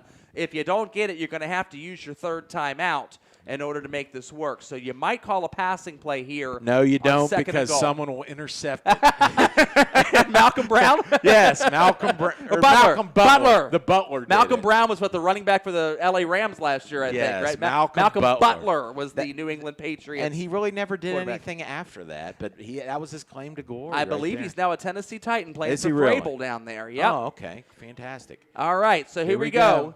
Again, same formation. Stilsky, the running back, is probably going to take the direct snap here and use Romo as the lead blocker. And he he's got does. room, and he's into the end zone. Wow. And it is a touchdown for Kings. Kings, what a diversified offense. Wow. I mean, God. Well, I mean, it's remarkable. I mean, they go from 5 wide to running linemen out there as quarterbacks. Big. A guy, Romo, who looked like he might have ate Tony Romo. He was so big. He's been to Romo's Steakhouse a couple times, that's right? where Tony Romo's Steakhouse. We got a Stilsky for the extra point. No, that would be Deutsch. I'm Deutsch. getting them mixed up again. Yes, the German kicker, Alex Deutsch. And the ball is snapped. Deutsch kind of it's gets the ball blocked. I don't re- think you can run this back in high school football like you can in college and like the new NFL rule is now. So the extra point is no good. And that was Cameron Jr., the highly sought-after potential Big 12 recruit. Joel, did he bust through the line, or did he literally jump over the line? I think he busted right through. Okay, I think all he was right. lined up in the linebacker position, saw that little hole between the center and the guard, and just darted full speed right through that hole. I know the NFL ruined a good thing by not allowing people to jump over the line and do block kicks. Remember those days? I do remember those days. That was annoying, though, when you had a kicker trying to win a game for you and you don't know, because it was a safety issue. You know, you Yeah, got to it land on was. top of the lineman and Oh, yeah. We try gotta to be time really the safe. snap and everything else like that. But yeah, that was a very clean block for Cameron Jr. And had high school football adopted the same rule, Right. that might have been pick-upable and returnable. That ball got blocked straight backwards. Now, who gets the ball to start the second half? Do you That would remember? be the Middletown Midi. No. Kings won the toss, deferred. Okay. Middletown got the ball first, so Kings will have a chance here to go up by the necessary 30 points in the second half to Right. get that running clock going. Get the running clock. We may get a little bit of speedy end of this game, possibly. Yes. So here comes the kickoff. It is kicked on a line drive to about the 30-yard line, picked up around the 23 after it rolls for a little bit. And that would be Bryant. Bryant's got a couple blocks going down the left sideline, gives a stiff arm to Aiden It's Guckenberger. actually number 3. Okay, that would be Cameron Jr. Yes, Cameron Jr. I could tell because he didn't have the turquoise shoes on. Some of these numbers look a little similar, but They're yeah, very similar. You got to look for the turquoise shoes for Josh Bryant there, right? Absolutely. That's how I can tell. So now Middletown's got the ball. Yes. The field position is very good. That's the good news. They are at their own 46-yard line. The bad news, there's only 10 seconds remaining in the second quarter, and the Middies are also out of timeouts. They used all the timeouts to get the ball back and then jumped off sides twice and gave up a 50-yard little slant pass that should have only been for 12. Missed opportunities there for Middletown's defense. 5 wide receivers. They're going to go ahead and try to throw it deep. Rolls the ball back. Bad snap, picked up and thrown out of bounds. That would be Kamari Fuller, the quarterback, throwing it out to Quentin Tisdale. He's going to pick up about 4 yards, maybe 3 yards on the play. He got to the 50-yard line, so if their quarterback can throw it 40 or 50 yards, they can try a Hail Mary here. We'll see what happens. We'll see what Kamari Fuller can do. Well, they got, to throw a Hail Mary, you got to have some good blocking up front or have the guy scramble out so he has time to throw it. Keep an eye on Zach Heimer. He's looking to possibly dart in off the left edge there. We'll see if he plays coverage. No, he is covering. He is All right, covering. Fuller's going to scramble around to the right side. He's going to throw it deep, and it throws it behind his receiver, and that is going to be the end of the first half of play. And so the Kings Knights have to feel really, really good about this first half. Here at Barnett Stadium, it's Kings 27 and the Middies nothing. We thank you for listening to a live broadcast on the Butler County High School Sports Report's YouTube channel. We encourage you to check out our website at www.bchssreport.com for all your local prep sports results, stories, and student-athlete features. Enjoy the rest of the game.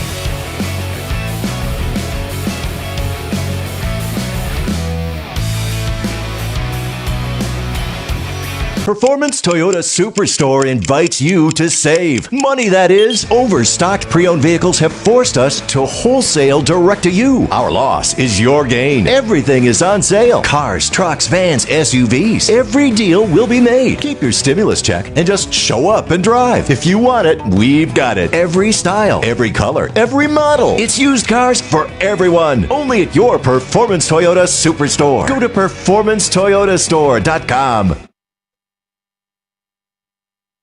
Hey, this is Joey Vogt for The Report.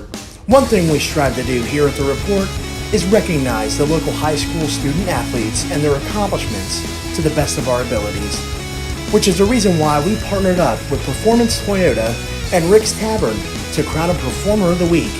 We choose a student athlete from each of our coverage area schools from any sports and let family, friends, and your school vote in the Report's Performer of the Week poll on our website. Tell us who you think should be in our Performer of the Week poll, and most importantly, enjoy the rest of the broadcast.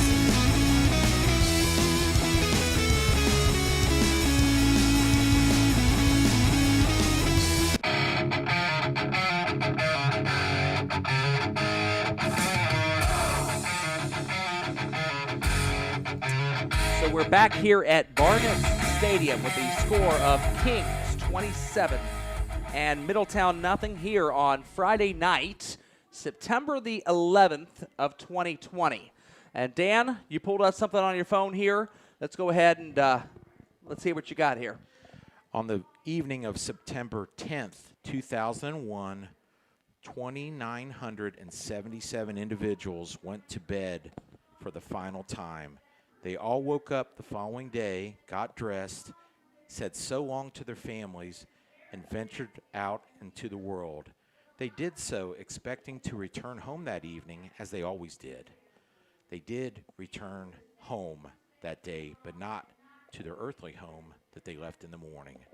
Today, we remember those who unexpectedly died in the largest terrorist attack on 9/11. We pray for their souls and their families and friends whose lives will never be the same. We also pray for an end to terrorism, war, and hatred. 9/11. Wow. That was 19 years ago. Yeah, I know. It doesn't seem that long ago. It seems more like 10 years ago to me. And you were younger, Joel. How old were you Yeah, then? I was 16. Okay. I was 16 years old. So I was a junior at Baden High School. And this is Okay. kind of like my generation's JFK, even your generation's JFK story, right? Everybody remembers where you were when that was- something happened. Well, that was before me. JFK right. died. That was the generation before you Oh, had yes, that the one same before me, experience yeah. of everybody knew where they were when they heard the news. So I was in chorus class, Okay. second period with Mr. Mike Moore. Okay. He was our chorus director that year. And so we're in the little theater over at Baden. And the little theater, for those of you that have never been to Baden High School, that is probably the one place that will remain standing after your nuclear bomb goes off or the cockroaches are all around.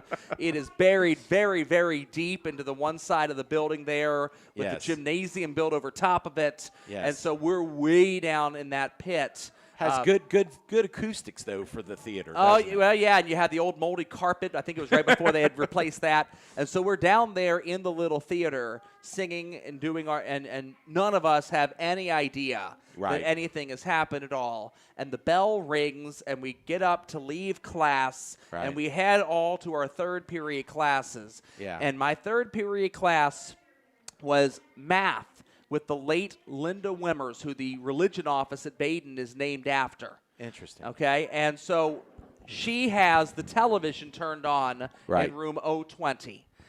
Now, as a Catholic school mathematics student in 4 years of math class, there is only one day that the television in math class ever was turned on in 4 years, and it was that morning. Wow. So I walked into the room. I was one of the first ones to get there because the walk from the little theater to room 020 is not all that long.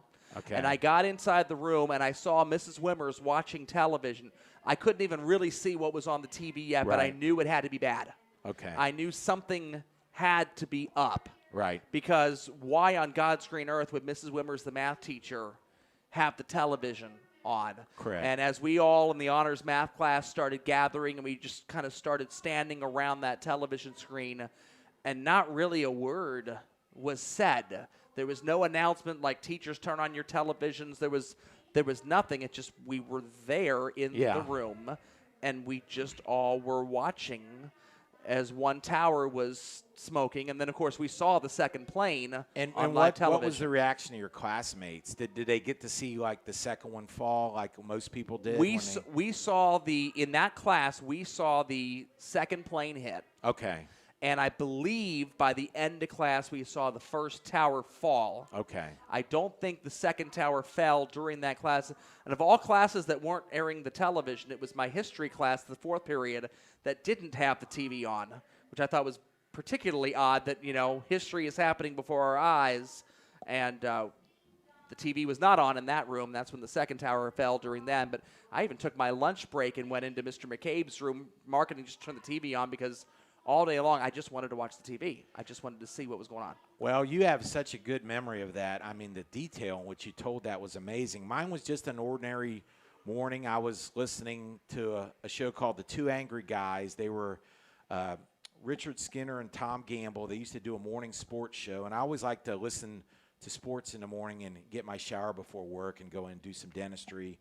And Tom Gamble, unaware of the situations, just said some bozo just flew a airliner into the World Trade Center, and he thought it was pilot error. I mean, no one had any idea. Yeah. And then only when the second plane hit did they realize there's more to this than we realized. There's something going on here. This is not so a I heard I heard it on the radio. I was getting my shower, and then when the second plane hit, and I quickly got dressed and went upstairs and told my wife, hey, turn the TV on.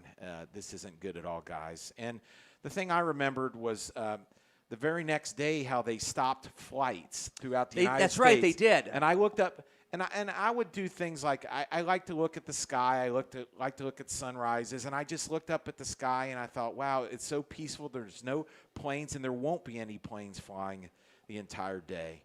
Now, on a side note, previous to 9/11 there, and that being such a tragic day, 9/11 was a very special day in my life. And it was, I went to the Cincinnati Reds game, Pete Rose, 41-92. That was also on September the 11th. So Pete is really a snake-bit guy. This should be a day of celebration for Pete. For Pete and Reds fans.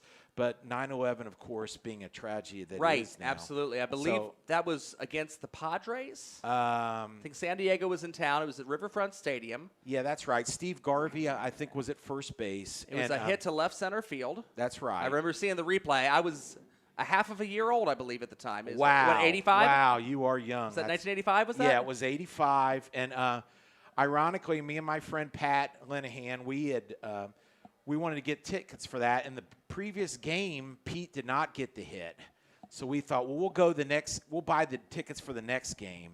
And sure enough, we got there, and he got the hit. And I remember when Pete was at first base, this is kind of a sad story, but he came over and he hugged his son, who was dressed up in the ball boy uniform. And his son later said that was like the only time in his life that his dad ever hugged him. And I don't know if that's true or not, but that's kind of sad. Is that Pete Rose Jr.? Pete Rose Jr., yeah. Who eventually did make it up to the major leagues for like a cup of coffee. Yeah, he did. And, that was great because he got to wear number 14 just like his dad. So that was kind of cool. And we could actually see a Cincinnati Red wearing number 14 with the name Rose on the back of it, and it was totally legit. And there's and Pete Rose's jersey, it never has been retired because he was banned from baseball. And unfortunately, I don't think he'll ever get into baseball. Not while he's alive. And that's sad because he's 70, got to be 75 years old. He's got to be getting up there. And I think he was born in 40, so let's do the math. He might be close to 8. I don't know. Someone will have to help They're going to try to outlast him a little bit here. The Reds and Cardinals, by the way, right now are getting ready to start out in St. Louis. I don't know if you stayed up. No, you probably didn't stay up late enough to hear the end of the game last night when they played the Cubs. Did Iglesias blow it again? Is that what happened? Last night against the Cubs, they were up 3-0, and I turned it off. It was an 8:15 start that had a 1-hour delay because of rain. Okay. And then it was like a 4-hour-plus game on top of that. Oh, wow. So they ended up 3-0, and Sonny Gray had a very rough fourth inning. They gave up 5 runs in the fourth. Okay. All manufactured, all the things the Reds don't do as far as moving base runners around and being greedy. They had a 2-run infield single. Where Ian Happ was hitting the ball in toward the right field gap. They had the shift on, whatever. The guy from third scored. Nico Horner was on second. He rounded third and just took off, and he knew Votto was not going to be facing the infield as he had to catch this ball, and he took off, and he ended up sliding in there before the tag and scored as well. And these are the things that the Cubs do, and the reason they're leading the division, where your Cincinnati Reds, God bless them. They're not your Cincinnati Reds. Well, the poor Reds. Here's the stat I heard. This was as of the middle of last week, so I don't know if these numbers have changed or not after 3 games at Wrigley in which the wind was blowing in all 3 nights and there were no homers. But the Reds, up until last week, were 5th in Major League Baseball in total home runs hit. Wow. And yet we're averaging less than 4 runs a game. So they don't do the math on that. They don't know how to manufacture They runs. can't do anything to score that doesn't involve a homer, and that really is tragic because you have to do the little things, get the ball in play, hit it in the opposite direction. And you consider if you get 5 runs in a baseball game, you're pretty much expected to win. But if the Reds have to hit 5 solo home runs, it's pretty unusual. You're not going to see that happen. Well, and when they played, Tuesday at Wrigley, that was the windiest of all 3 nights. It was a 20-plus mile-an-hour wind blowing straight in from center field. And by the time I'm listening, I heard Tommy and the Cowboy describing it in the second inning, and by the third, Tommy Thrall. Oh, Tommy Thrall. Tommy Thrall. I thought you were saying Tommy No, Brennan. not Thom. Yeah, Tommy Thrall. Yep. Thom. Yes, Thom. Tommy Thrall and the Cowboy talking about the wind blowing a little bit as they're hearing it on television. And when I got out of 700 WW range in my semi-truck and had to flip it over to Sirius XM, and I had Pat Hughes and Ron Coomer from Wrigley, who know the Wrigley Field winds better than anybody, as the Cubs broadcasters. Sure. And they're talking about the wind over 20 miles an hour blowing straight in. And I'm hearing this thinking, the Reds aren't going to score tonight. They're just not going to score tonight. And sure enough, they lost that game 3-0.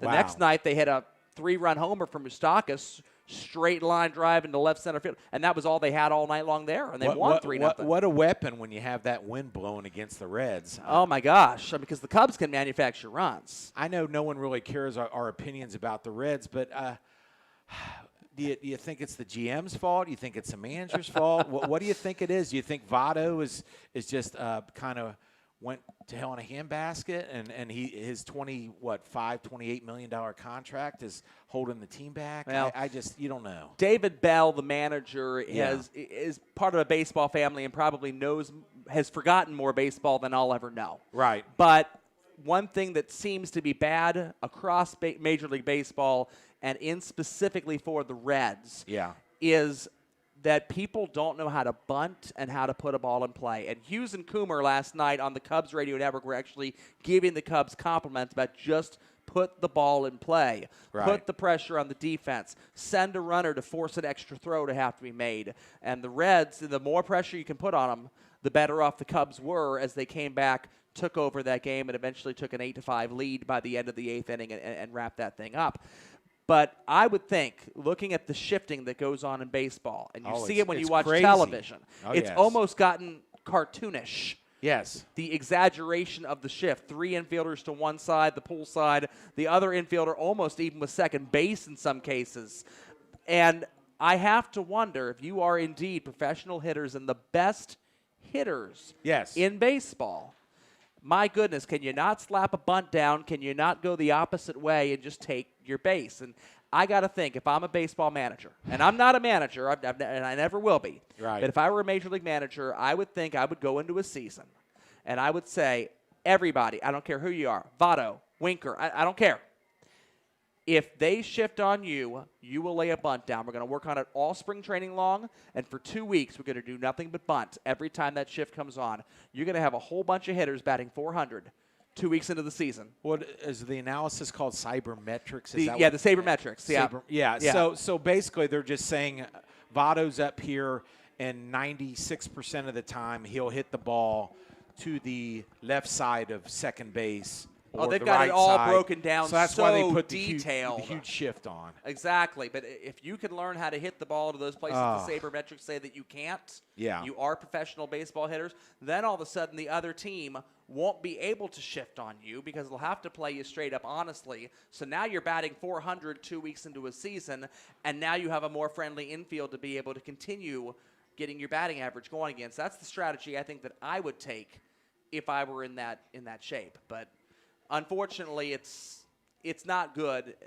I have this on authority from Pat Tabler, who was the color commentator for the Blue Jays, won a World Series with them in '92. Yes. And I've heard the story secondhand. So, Yes. Pat, if you're listening to this, I hope I quote you somewhat accurately. I'm kind of paraphrasing.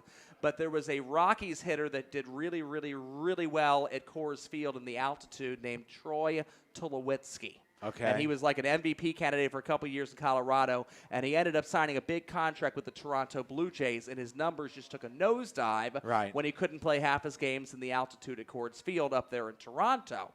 And so you end up really struggling in Toronto, and Pat Tabler's going into the locker room and chatting with him as former player and an analyst on television, and Troy Tulowitzki gets into it with Pat Tabler and says, well, you old-timers, you don't know what it's like. Right. You're not capable of being able to hit modern-day pitching. And Pat Tabler says, no, you guys just don't know how to bleep and hit. Tulowitzki is like, oh, but, you know, these pitchers modern day. And Tabler's like, I hit against Nolan Ryan and Randy Johnson. Well, he knows what he's you talking all about. don't know how to hit. Well, one final comment on the Reds. If they don't start winning, you're going to even see the little cardboard cutouts leave early. Oh, late my in the goodness. game. Then you're going to know the season is over. I kind of That's wonder for if the sure. Cincinnati Bengals will end up with having cardboard cutouts that can leave early because that would make it feel more like home. I kid you not, and I'm going to get myself in trouble with some Bengals fans here. The last time I think my beloved Carolina Panthers were in town, which was 2014, Cam Newton and Andy Dalton dueled to like a 34-34 tie. It was a tie. Okay. And they go to overtime, like 34 all. And a third of the crowd at Paul Brown Stadium is on the escalators leaving. And I'm sitting here thinking, are you not entertained? if you can't get entertained on 34 all going in an overtime, Cam Newton and Andy Dalton, and you have to leave. Why? Why? I don't know. That doesn't make a lot of sense, does it? I don't know. We'll go ahead and take it to commercial and bring it back here to Barnett Stadium. The Kings Knights 27, the Middletown Middies nothing here on the Butler County High School Sports Report Radio Network.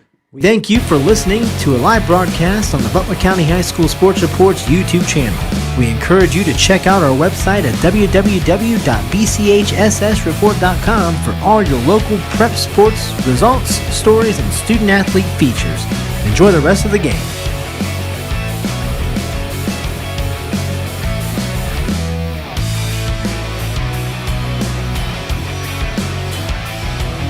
Hey, this is Joey Vogt for The Report. One thing we strive to do here at The Report is recognize the local high school student athletes and their accomplishments to the best of our abilities, which is the reason why we partnered up with Performance Toyota and Rick's Tavern to crown a Performer of the Week. We choose a student athlete from each of our coverage area schools from any sports and let family, friends, and your school vote in the Report's Performer of the Week poll on our website. Tell us who you think should be in our Performer of the Week poll, and most importantly, enjoy the rest of the broadcast.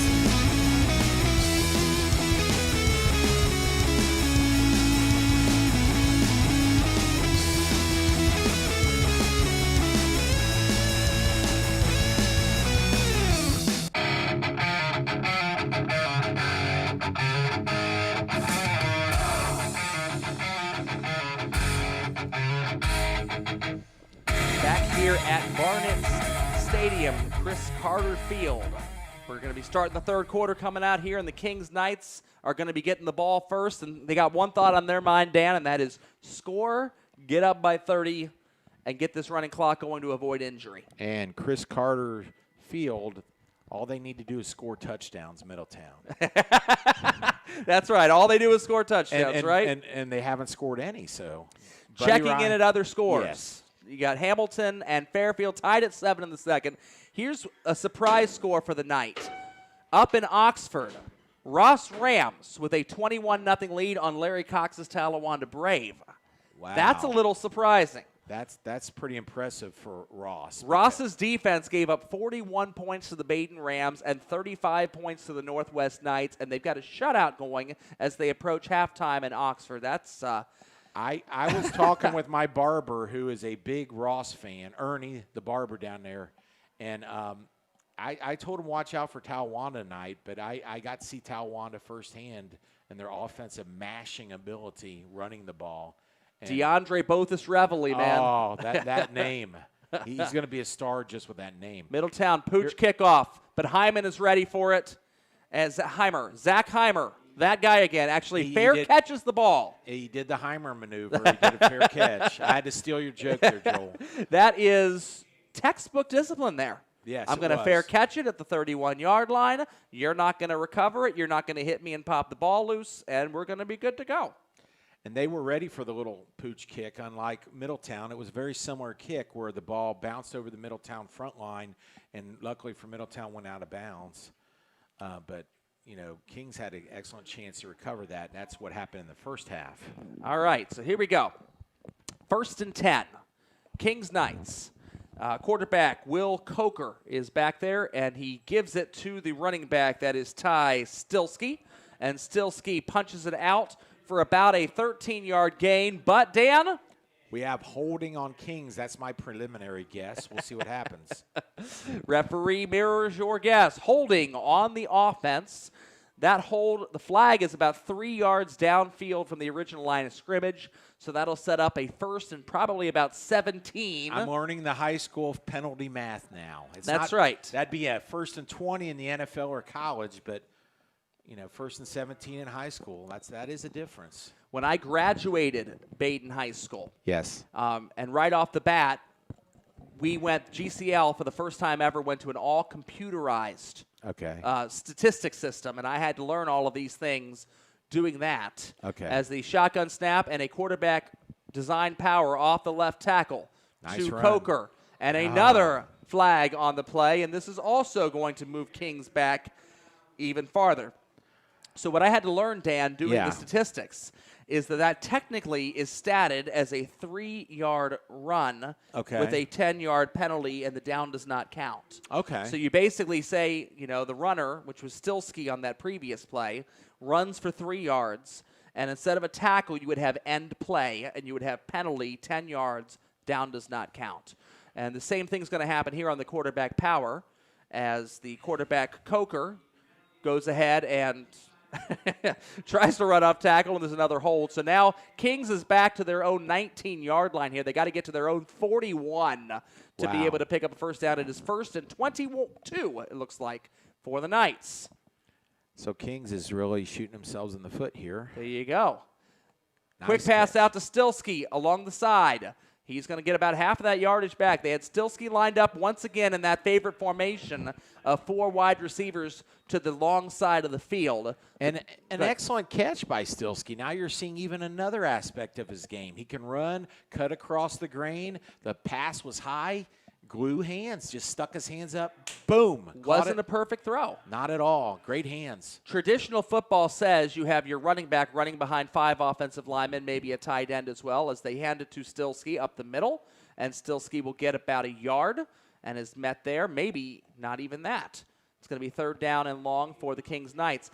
But what they're doing in this formation, when they send 3 receivers in front of Stilsky behind them, they're basically running behind a smaller offensive line of 3 with a secondary trying to make the tackle. Right, and it's basically like a sweep, but you throw it wide instead of running the guy wide. Sammy Watkins basically scored a touchdown pass on that exact same principle last night. Yeah, I picked him up in the 14th round. I don't know how he lasted so long.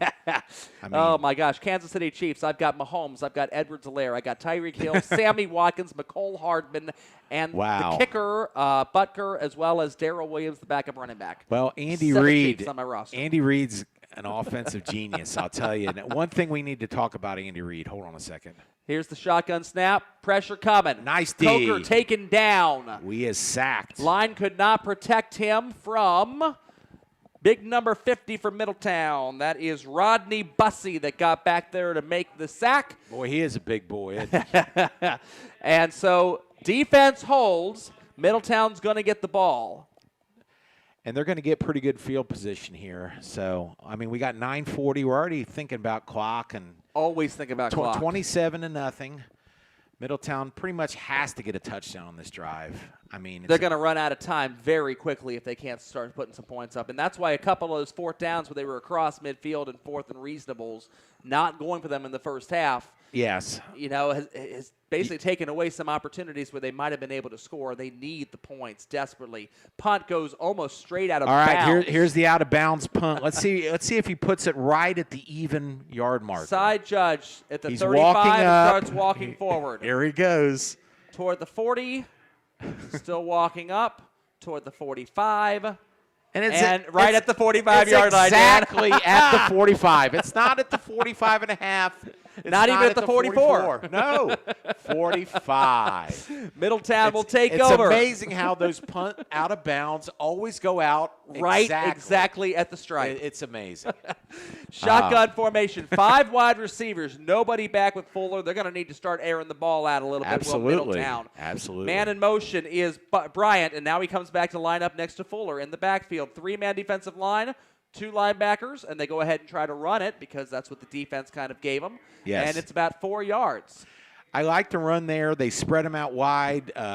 Kings countered by spreading their guys out wide, and, they could pop one. I mean, they almost did in the first half. Well, if you got 5 men in the box, that's a friendly box to try to run the ball with possible Michigan recruit Josh Bryant. That's right. Problem is, if you don't pop it and you're only getting 4 yards, you're going to waste a considerable amount of time working the ball down the field. You're going to be very patient, and you may not have the time to be as patient as you want to be. That is certainly the bet that King's defense is taking here.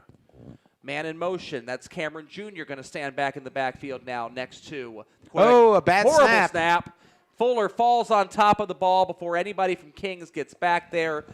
And he is down, not by contact, but by his own, just laying on top of the football at his own 34-yard line. Now, Joel, if you're the football gods, you think Fuller falling on that ball was a smart move, or you think he should have tried to pick it up, maybe roll right and throw it out of bounds? In a normal situation, I would say that's a smart move. You got to keep possession of the ball. When you're down by 27 points, you can – 3rd and 20? Yeah. You can't afford it, man. You really can't afford it. So I was hard thinking it was a smart move, but then I was thinking, man, scoop that ball up and just if you can just throw it into somebody's feet or something like that, exactly. An eligible receiver, you at least save yourself 12 yards. 3rd and 20, shotgun formation. Fuller is going to air it out. He's throwing He's got a deep. receiver number 4. But he's out of bounds. They're going to call it a catch. I can't believe it. Wait a minute. Are they saying? Do they still have the force out rule in high school? No. Will Williams caught the ball in midair. Right. Gabe Hunt, the secondary guy, hit him while he was in the air. Right. I am fairly confident. I mean, we don't have an instant replay. This is not television. I am totally confident that he had basically both feet and his rear end hit out of bounds and nothing hit in. And the side judge marked it as a catch. 1st and 10 Middletown at the Kings 40-yard line. Kings needs to throw the challenge beanbag there if they had such a thing. If they had such a thing. Oh, my goodness. That was a terrible call. Handoff up the middle. And a flag. Danny, I think they're going to flag you for your commentary. Well, let me just say this. In the old days, there was the old rule where you could force a guy out of bounds, and they said that he would have come down in bounds, so therefore he's in bounds. That's exactly – I had a flashback during that play. Back to those days. I think there was a Cleveland Brown-Arizona Cardinals game that ended on a force out several years ago and in the end zone, and that's exactly what that looked like. It had the force out rule been in effect. That is textbook how you would call it. And look at this. Is this a makeup call, Joel? I don't know if it's a makeup call or not, but this penalty's going to be on Middletown. They're moving them back, so it's almost back to where they were before they completed that fake completion. Well, I'll call it. The problem this was a post-play foul. So the down is going to count. Okay. They're going to give them the yardage and then mark them back to 15 yards. So it's second down now and 19 for the Middies. Handoff goes to their stud. There he goes. That's Cameron Jr. actually, and Cameron Jr. races to the end zone. Wow. Untouched. 49 yards for Middletown, and the Middies are on the board. Describe that play, Joel. Was that one of those inside reverse handoffs, or was that just a straight right sweep? That was a straight right sweep. Cameron Jr. lined up back there. It was not Bryant. Cameron Jr. was the running back for most of the plays on that drive, and they handed it off to him, and he took it around the right tackle, and he had the receivers down the field blocking for him. Wow. Carved a little bit of a seam. He went right through it, and then he was fast enough that nobody could catch him from behind. Watch out for him maybe for a team like Texas Tech here. There you go. Extra level. point is not blocked. up. It is blocked by the Kings Knights, and that looks like that is Gabe Hunt, who has had quite a few good plays in special teams today. And so with 7:02 remaining in the third quarter of play, the game tightens a little bit. The Kings Knights 27, Middletown on the board with 6. Performance Toyota Superstore invites you to save. Money, that is. Overstocked pre-owned vehicles have forced us to wholesale direct to you. Our loss is your gain. Everything is on sale. Cars, trucks, vans, SUVs. Every deal will be made. Keep your stimulus check and just show up and drive. If you want it, we've got it. Every style, every color, every model. It's used cars for everyone. Only at your Performance Toyota Superstore. Go to performancetoyotastore.com. Never pay more when you shop Route 4. Performance Toyota.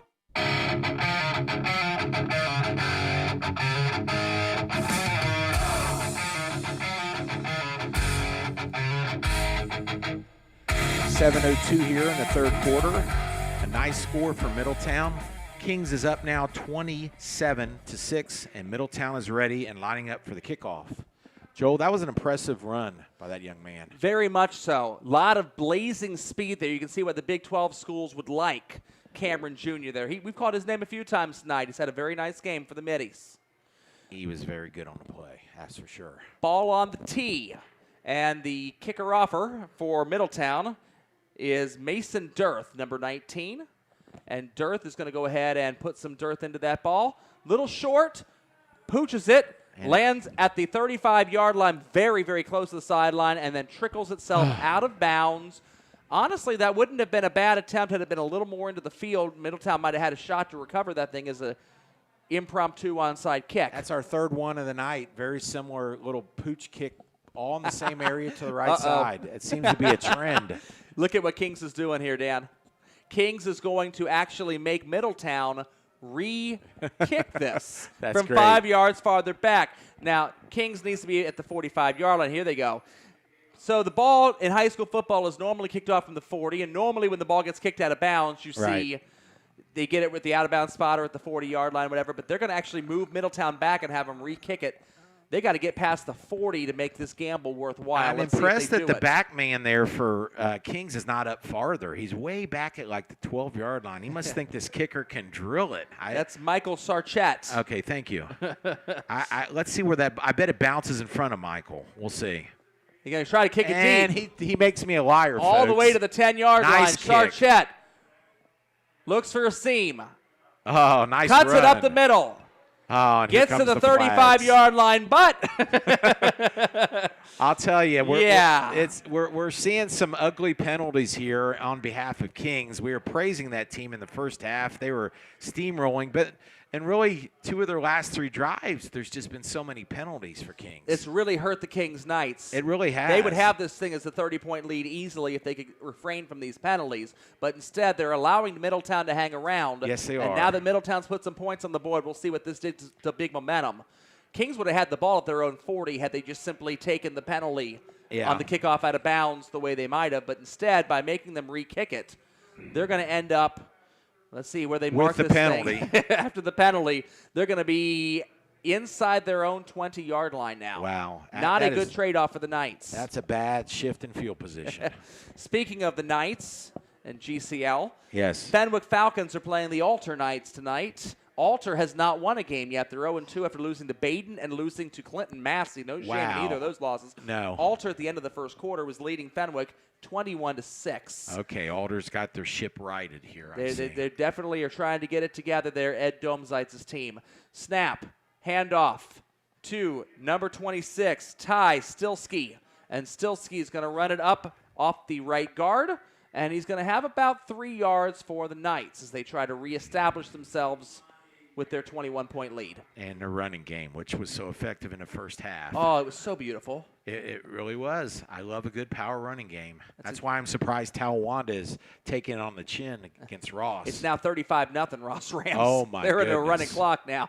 Oh, my goodness. Handoff goes up the middle, and Stilsky is going to have enough to get the first down. We have an injured Midi on the play. Looks like he's cramping up. Oh, yes, the ever-familiar cramping leg pose. And he's back down again. He tried to get up, and now he's just he's requiring a little bit of medical attention here. And they're straightening him out. Well, tomorrow night, Dan, you and I get to call a double dip because we're calling a game also on Saturday. Thank you, Tammy, for not killing your husband and for sharing him with me. Yes. We're going to be over at Kumler Field tomorrow night calling the Chaminade Julienne Eagles and the Baden Rams. Now, I have to know, when I went to Baden back in the day, they were just called Dayton Chaminade. So when was the Julienne fries added? Oh, my gosh. You know, when did they add Julienne? Someone needs to let us know that. Well, I have not done my preparation for that game yet. Hopefully in tomorrow's broadcast I will be able to share that with you. Chaminade has always had athletes, just tremendous players. I mean, they were a force last year.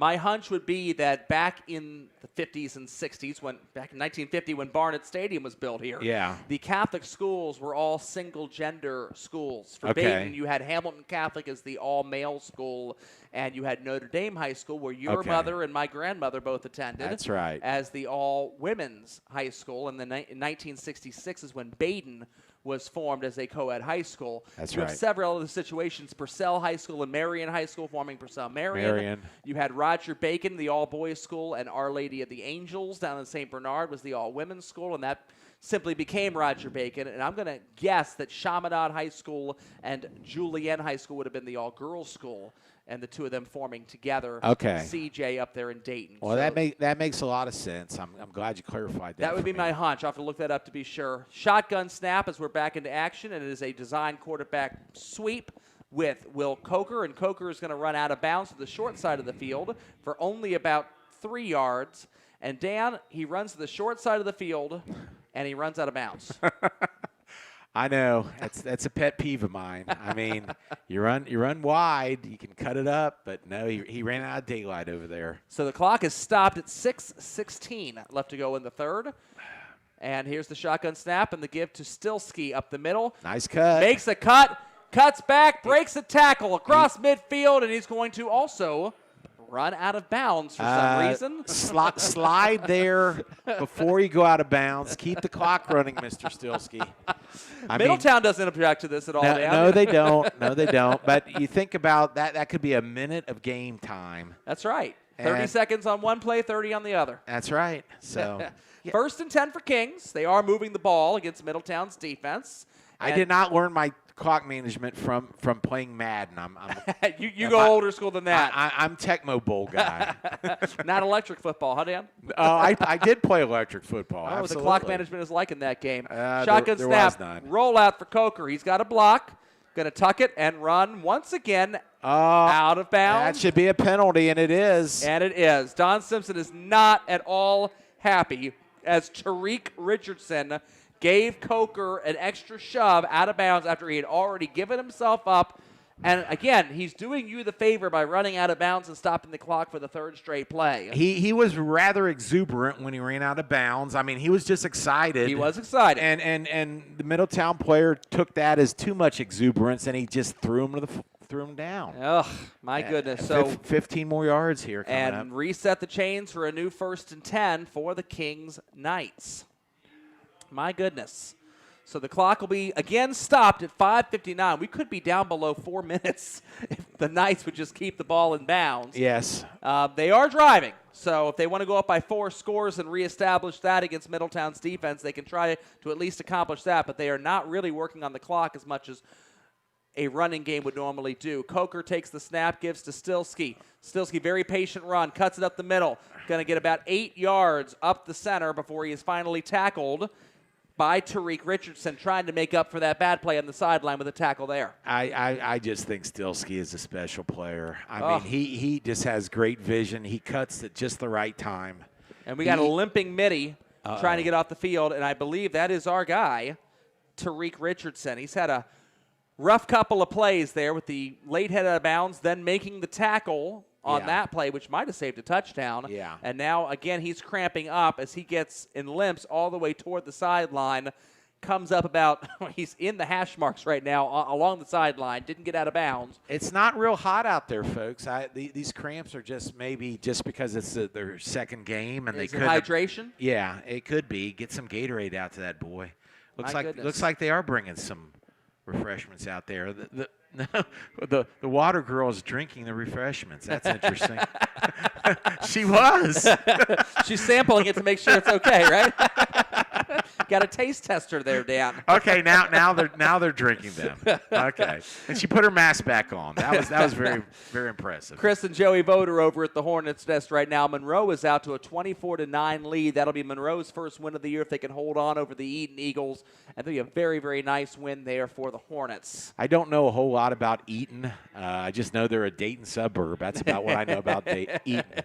So. Well, Eaton is not the team really to worry about that's purple and gold in the Dayton area that are called the Eagles. It's Bellbrook. Okay. That's off to a really good start. Baden was supposed to play them in the non-conference schedule. That, of course, did not happen because of COVID, but they may see each other in the playoffs, possibly.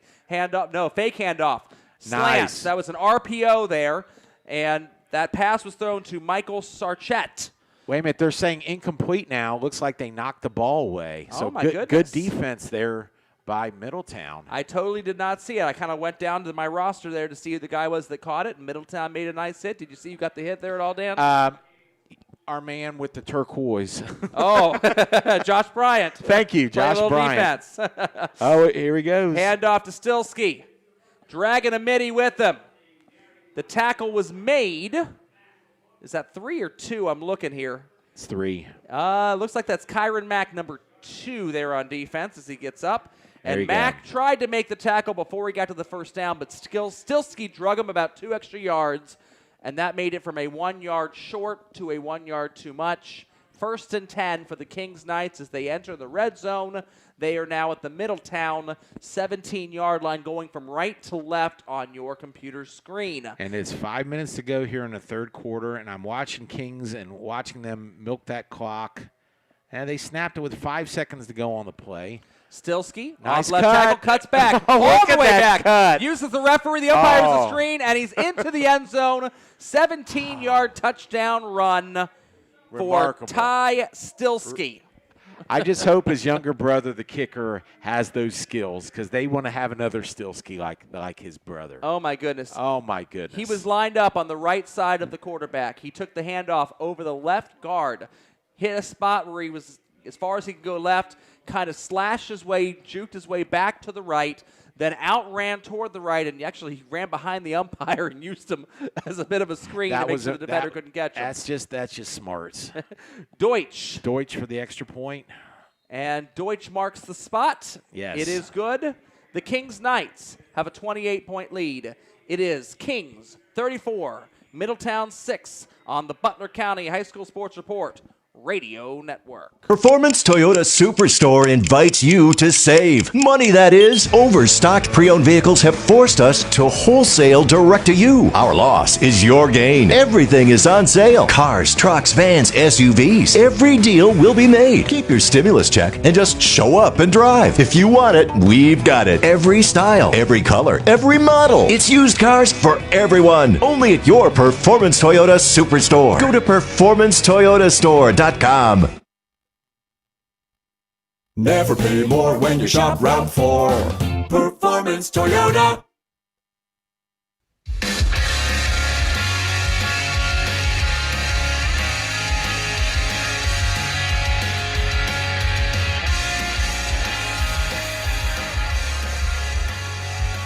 Back here at Barnett Stadium, and you get the Middletown band kind of entertaining everybody. Very large-sized band here for the Middletown Middies. They're hanging out behind the end zone. It's a nice night to see a football game. Oh, it's beautiful outside. I mean, it feels like a fall day. I know it's fall, but, you know, usually we see this stuff in October, this kind of weather. Leaves changing colors. Kickoff over top of the receiver. That was Tisdale. He touched the ball with his hands at the 2-yard line, and then it bounced backwards into the end zone. But by rule, that is still a touchback. That's right. And so Middletown will have the ball at their own 20-yard line with 4:50 left to go here in the third quarter of play. Middletown, once again, needs to score to get this game back a little more competitively if they're looking to dig a foot into this game. It's going to be tough sledding because we know the Middies are primarily a running team. Our coaches even gave us that information before the game. That's right. Whereas King's coach said, we'll take what the defense gives us. We can do anything. And I'll tell you, I don't even see our turquoise-shoed Josh Bryant on the field. Cameron Jr. is lining up again as the running back. I wonder if that is more pass-related because Middletown's going to have to throw the ball here. Absolutely. Snap, handed off to Jr. Up the middle. He's running hard. Bounce past a couple of tackles, but still only gets about 3 yards on the carry. Yeah. I'm going to look and see where Josh is on the sideline for Middletown, see if he's hurt. See what he's doing there. He's walking with a limp. Is he? Yeah, wait a minute. Now, he just put his helmet on. Maybe he's going to get out there. He might be banged up. Look, see him, Joel? He's limping. Yeah, you kind of wonder if he's kind of cramping a little bit. He was out there on defense, I believe. Yeah, he was. Yeah. Trips receivers to the right side of the formation. Quarterback, Kamari Fuller. He's going to go ahead and try to throw a quick pass to Quentin Tisdale. Tisdale breaks a couple tackles but runs out of room along the sideline. He does get past the first down marker and gets out of bounds at the 32-yard line. That will be a first down for Middletown, and the clock stops. The clock stops. That was a nice play. That was a nice play for Middletown. That was very good. Very safe. Yes. Get your guy out in space. Obviously, Tisdale can move. They like him back there returning kickoffs, so he obviously has got enough moves to be able to shake a couple guys and then get out of bounds. If they could just keep doing that, they'll make their way down the field without using a whole lot of the clock. 4 receivers. Man in motion. Shotgun snap. Handoff up the middle to Junior. Junior is going to get about 4 yards, and the clock will keep moving. It's going to be 2nd down and 6 for the Middies as we are now down below 4 minutes left in the third quarter of play. So speaking earlier about the Baden-Chaminade game, I haven't had a chance to see Baden this year. I don't think you have either, I Joel. have not. But Baden's, 2-0 now? 2-0 after beating Ross in week 1 badly, 41-7, and then beating the Alter Knights 14-12 in a slobber knocker GCL game. Those are the best kind. Oh, my gosh. So Baden has a 3-game winning streak against Alter. Against Alter, 3 in the same calendar year. How about it? Oh, my goodness. Snap to Fuller. Fuller's going to juke a man. Throw it deep. He's got a receiver. He caught it. This is caught by number 4, Will Williams, and he barely tapped his toe down in bounds there, but that is going to be a completed pass across midfield. Middletown on the move. First down and 10 Middies, and they are now at the Kings' 32-yard line, trying to put a little pressure on the Knights' defense. Nice play. Quarterback scrambled to the right. He saw the one-on-one coverage on the right, threw it deep. Young man just came back for the ball, almost like a punt, caught it, and his foot nicked the sideline, so that's why the play stopped. Braden Lewis almost got to him there, but good move by Fuller to slide a little around to the right side. Toss sweep to Junior. That ball hits the ground twice. 2 statistical fumbles on the play as Junior breaks several tackles, running stiff hard, arms a couple guys, and finally runs out of real estate, out of bounds, across the 20-yard line into the red zone. It'll be 1st and 10 at the 17-yard line. Referee trying to wind the clock, and I don't know why, because he ran out of bounds. Yes, he did. He's got to talk to his side judge on that. The ref has a roast in the oven. He wants to go home and eat it. Yeah, that's not proper there for Middletown. They're bleeding some clock here. He definitely ran out of bounds. Great run by Cameron Jr. on that play. It was impressive. The shotgun snap was short and bounced up to the quarterback, who then did a toss sweep where it bounced into the hands of Jr. 2 statistical fumbles on the play, both recovered by Middletown as they advance the football. Another low snap. Handoff to Jr. No, he keeps it's a fake. Fuller goes ahead and keeps the ball. He had me fooled on that. He's going to pick up about 5 yards there off the left tackle. And maybe even more like 7. I don't know if that was a designed run. If it was the first one really of the day. Or if the bad snap just kind of botched up his timing with being able to hand it off, and he tucked it and ran around the outside. Where has this been for Middletown all game? This is an impressive drive. They're mixing it up. I think maybe it's just the mixing up the plays. It's been an impressive drive here. You kind of wonder, too, Middletown's playing with a little bit of urgency. Yes. Kings is not playing with the same urgency as they had in the first half. I guess you get a little lead, you're kind of laying back on your heels a little bit. Trips here. receivers. Snap, pass to the end zone. He threw it to the short side, but there's only one wide out instead. It was a fade pattern, and it was incomplete. Intended, oh gosh, see these numbers from this far away in this lighting. It's hard to tell. it's a single digit, gentleman. It looks like, is it number 7? 7's the quarterback. The guy's got the ball still running back to the huddle here. Now he's clobbered by several of his guys. See, this is the fashion police. I'm telling you, Middletown needs to have white How about numbers. a purple jersey with white numbers? Would that help? That would be great. That would make the difference? Yes, it would. See, they're the a gray jersey's a little harder. Gray with a purple number and a thin white outline. It's hard to read. All right, little flip pass forward, going to the man in Boom. motion. The man in motion was J.C. Calhoun, and Calhoun gets nothing. J.J. Handorf on the stop for the Kings Knights, blowing them up in the backfield, Dan. Yes, they were ready for that play. Little trickery, but we're at 4th down now. That was a little touch pass. Yeah, they lost yards. They did. What do they got? 4th and 11 coming up. 4th and 11. This will not be an easy situation, and Middletown doesn't want to waste a timeout here. No. You need them. No. You definitely need them. Play clock at 15. They're going to get the playoff pretty easily. You're down to 1:20 left and counting in the third quarter. We got 3 receivers to the left. Middletown in an obvious passing formation. 2 receivers to the right. 5 wide outs. Here's the snap. Fuller's looking. He's going to tuck it, probably run. Now he's going to go ahead and try to throw it. Oh. And just missed his receiver.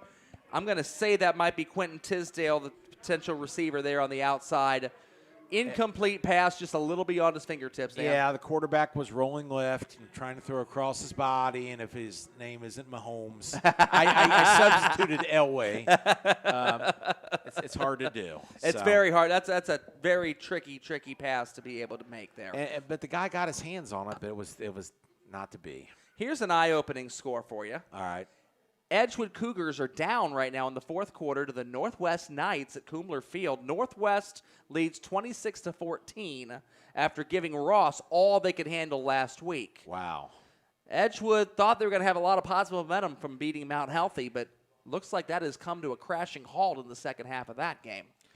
Well, I'm just giving Ross all their props, leading Talwan to 35-0. Oh, my goodness. I mean, I just didn't see that coming. Shotgun snap to Coker, and he runs it up the middle. Quarterback power. And he's going to get about 8 yards there, and he's going to keep the clock moving. Maybe 7 yards. That'll be second, maybe 9 yards. How about that? 2nd and 1. And they're smartly taking their time here. This will probably be the last play of the quarter. Yeah, they only need to run one more play. Yeah. A first down would pause the clock, but if they get tackled in bounds, they would be able to wind it then once the beanbag is spotted and the chains moved. Middletown acting like they're blitzing, but they did not jump into the neutral zone there, so we're still good. Coker changing his protections at the line. He's got Stilsky next to him. And the handoff goes to Stilsky off the left side of the line, and he runs out of bounds. He is hit and tackled by number 26, Tariq Richardson. And I'm glad to see the referee did not throw the flag on that play because Richardson began that tackle in bounds. Yeah, he kind of launched himself and hit Stilsky, and it was the bang, two of them bang. kind of drove themselves out of bounds together there. It's kind of bang, bang over there. You can't stop yourself in midair That's and right. decide not to tackle. Good aggressive tackle by Tariq Richardson. They're winding there. the clock here, and which is what they are. can do. All right, so even though the run goes out of bounds, they are winding the clock, and now we go to the fourth quarter of play. We are here at Chris Carter Field at Barnett Stadium, and the Kings Knights have a 34-6 lead going into the fourth on the Butler County High School Sports Report Radio Network. Hey, this is Joey Vogt for The Report. One thing we strive to do here at The Report is recognize the local high school student athletes and their accomplishments to the best of our abilities, which is the reason why we partnered up with Performance Toyota and Rick's Tavern to crown a Performer of the Week. We choose a student athlete from each of our coverage area schools from any sports, and let family, friends, and your school vote in the report's Performer of the Week poll on our website. Tell us who you think should be in our Performer of the Week poll, and most importantly, enjoy the rest of the broadcast.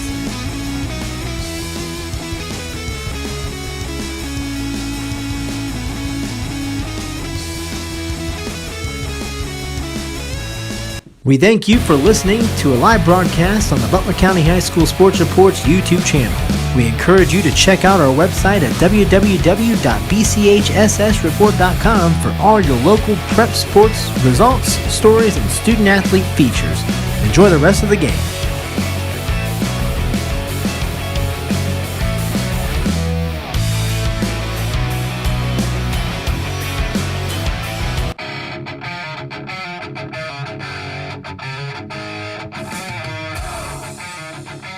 Knights have the ball first and 10 at their own 38-yard line. Looking to go ahead and try to put this thing away and wrap it up here at Barnett Stadium. And the handoff goes to Stilsky off the left side of the line, and he runs and gets tackled out of bounds. I can sense the little frustration in you. Out of bounds. Well, I'm Hey, not rooting. Mr. Stilsky, just as you're going out of bounds, just slide and put your knee down That's there. right. That's right. That's all we're asking. And we're not being homers or rotors or whatever. It does not matter to me who wins this We game like between Kings smart and Middletown. teams. We like smart teams. We don't are just clock management gurus, I suppose. It's hard to see a 4-touchdown lead. You're looking up at 11:54 on the clock, and it's stopped and stationary. Well, I mean, after watching Edgewood come back, that clock management was critical for Edgewood last week very much so. against Mount Healthy. Quick pass to Michael Sarchett. He's going to be tackled inbounds along the left sideline. It was a very quick pass, and then he took it and We ran. have a timeout. There's a Middletown player hurt on the field right now. Might be another cramp. We'll see if that's indeed. He's holding his knee, though. He I don't is. think it is. I don't think it is a cramp this Might not time. be a cramp this time. Yeah, This- so it's and he's in a lot of pain, poor guy. It's going to be a 3rd and 1 when we come on the other side of this for the Kings Knights. Kings is in the Eastern Cincinnati Conference. Okay, Joel, I have to. And who are the other teams in that conference? I'm hitting you with the hard questions. Okay, we'll see if I can do this from memory without even looking it up. There used to be 8 teams last year in that conference. Okay. Okay. So you had Anderson, you had Kings, and you had Turpin. Anderson Redskins. Are they Anderson still? Redskins. They're still the And Redskins. they're still the They're not Redskins. Anderson football team. They're not the Anderson football team. Oh, not okay. yet. That's Okay, right. just making sure. The Redskins term is not offensive to them, just playing defenses, apparently. Yes. So you have Anderson and Kings and Loveland. You have Milford. Loveland Tigers. Milford and the brand new West Claremont High School, which used to be Glen Estee and Amelia. Okay. Which are together as the West Claremont Wolves now. Okay. Turpin, if I didn't say them already, Turpin is in that conference. And then they had Walnut Hills, Okay. who is a Cincinnati public school. And Boy, have you ever been to Walnut Hill Stadium? Yes, I have. Oh, it's like a college It's campus. beautiful. It's It is. gorgeous. It is. Oh. I was there when Baden played them, and they had lost a series of like 30 straight games. Yeah. And I went up to the press box and I said, yeah, we're not apologetic about this at all. We've lost 30 straight games. Our kids care about books more than they care about football. You know? And then you had Withrow was in that conference. Withrow, So tough they're team. coming out to 3rd and 1 here for Kings. Okay. As they come out of this little break. Shotgun snap to the Stilsky. quarterback, and it goes to Stilsky. Power run. And he's got only about a yard, but a yard was all he needed. Actually, that's not even Stilsky. That's the backup Sanella. Max Thank you. Sanella there. He for the ran like first down. Stilsky. He did. Tucked it, put it right up the gut. So changes for the ECC this year for the Kings Knights.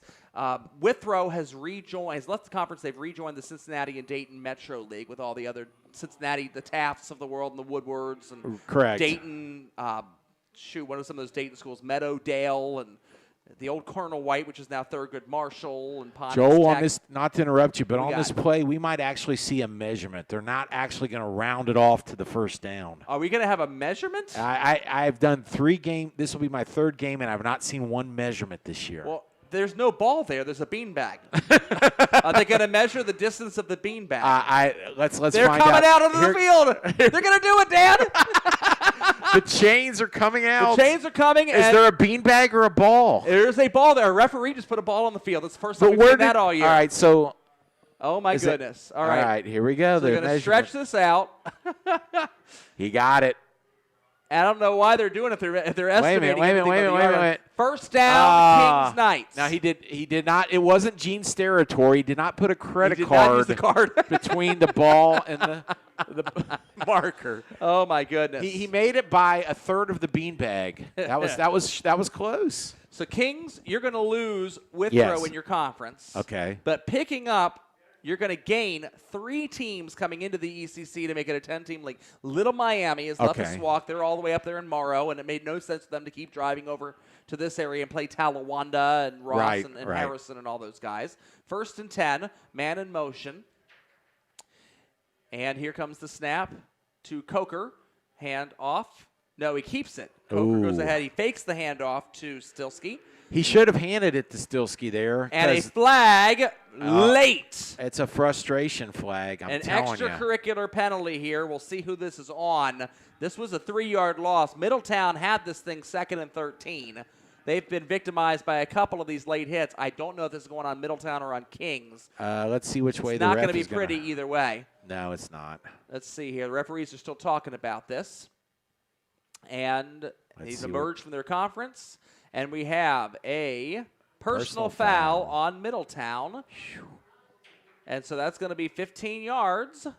And that'll be enough for a first down for and the I heard a fan or a coach say, "Come on, guys!" You can see the frustration. Oh my gosh! They had him stop, 2-yard loss, and now the ball goes all the way down to the 40 or so. Yeah, so that was across a huge midfield. Play. Huge play. 1st and 10 Kings on the Middletown 41-yard line. We're down below 11 minutes left to go in the ball game. 4 receivers and the quick pass to Stilsky, and he's going to go ahead. He ducks it inside. Junior almost made the stop.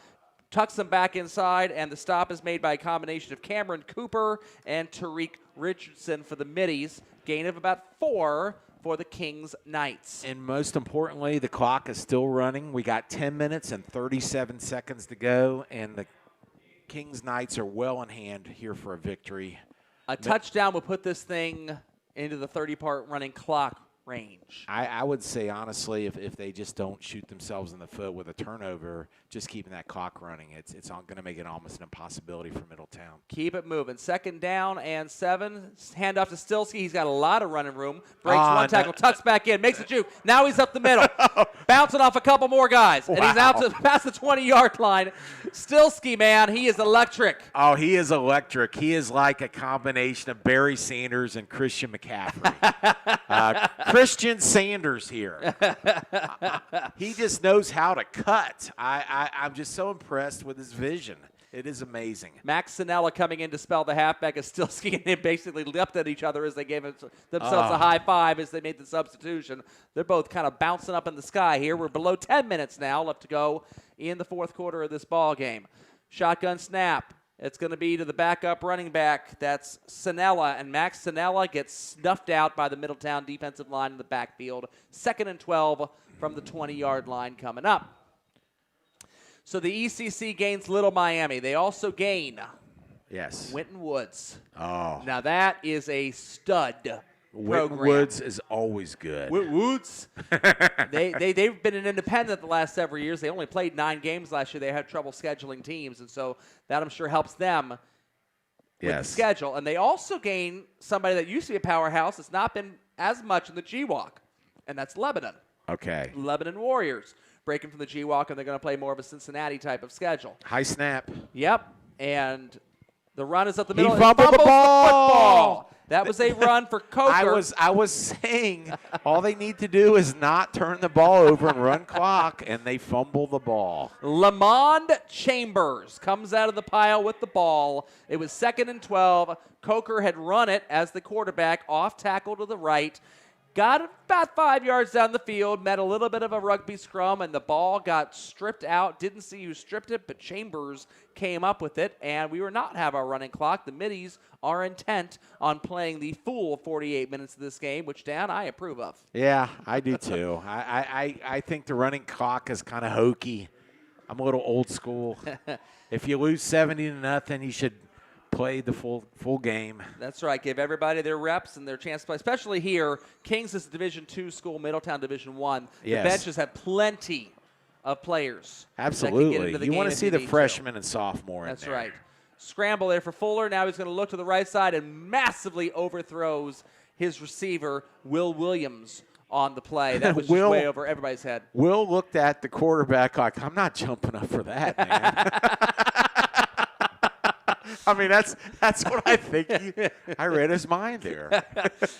I remember an old NFL film still photo of Don Beebe, the old Bills wide receiver, yes. playing Cleveland, catching a ball, getting flipped in the air, and landing on his helmet. head. You know? Yeah, boing. And I can just see remember Will Williams thinking, I'm not going to be like that. No. And I remember that play very specifically, what you're talking about. Yeah. Old 80s, 90s NFL films, right? His head was a pogo stick. It was. Low snap to Fuller. Picks up the ball. Runs it around the left side of the line. Faked a handoff as if it was, I don't know if he was going to plan on that or if that just, again, the bad snap discombobulated it. But he's going to get loss of 1 on the play there. And they're back to their own 15-yard line.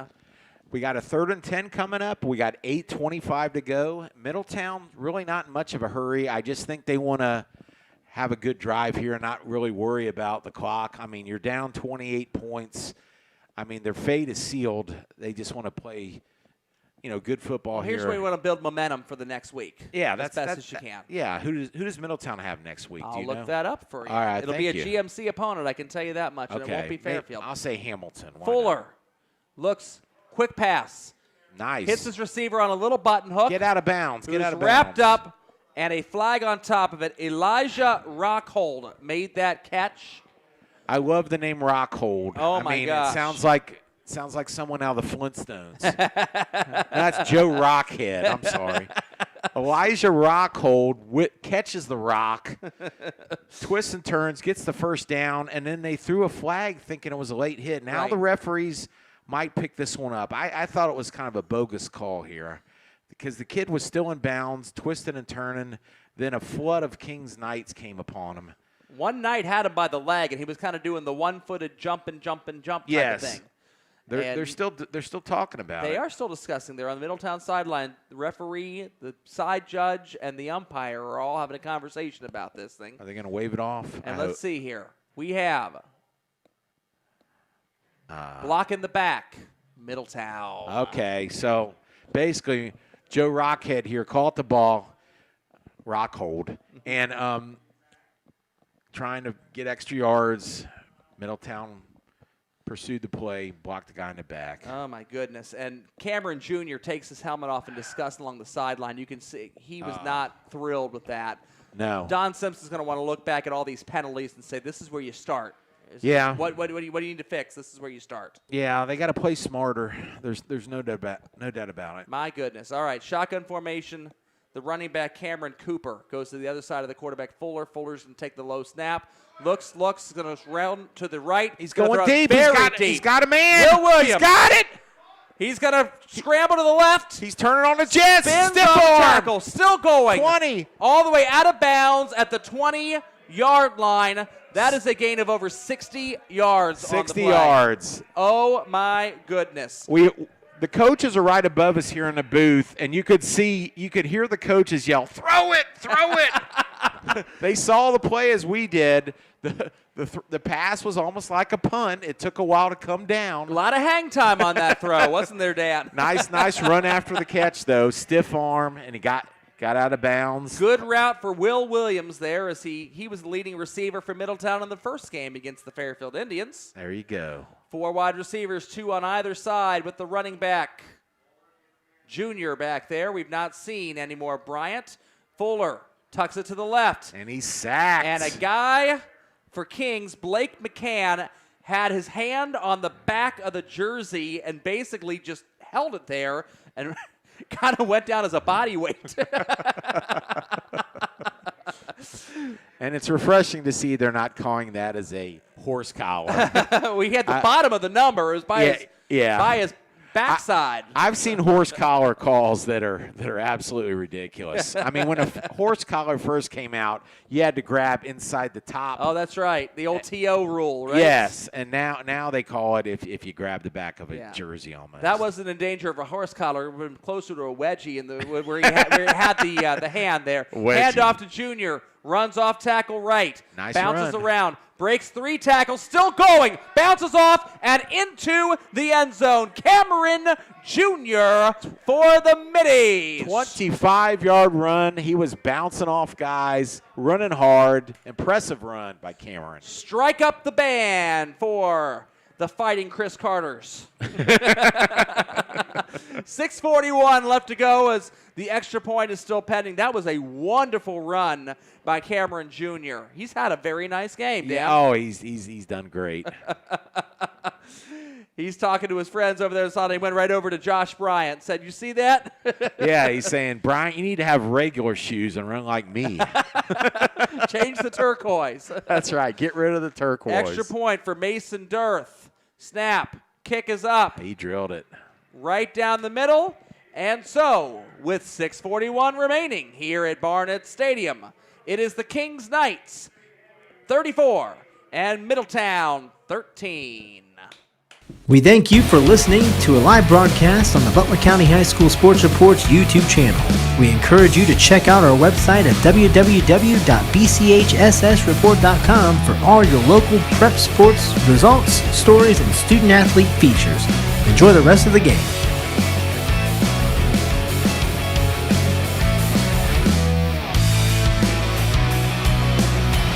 Performance Toyota Superstore invites you to save. Money, that is. Overstocked pre-owned vehicles have forced us to wholesale direct to you. Our loss is your gain. Everything is on sale. Cars, trucks, vans, SUVs. Every deal will be made. Keep your stimulus check and just show up and drive. If you want it, we've got it. Every style, every color, every model. It's used cars for everyone. Only at your Performance Toyota Superstore. Go to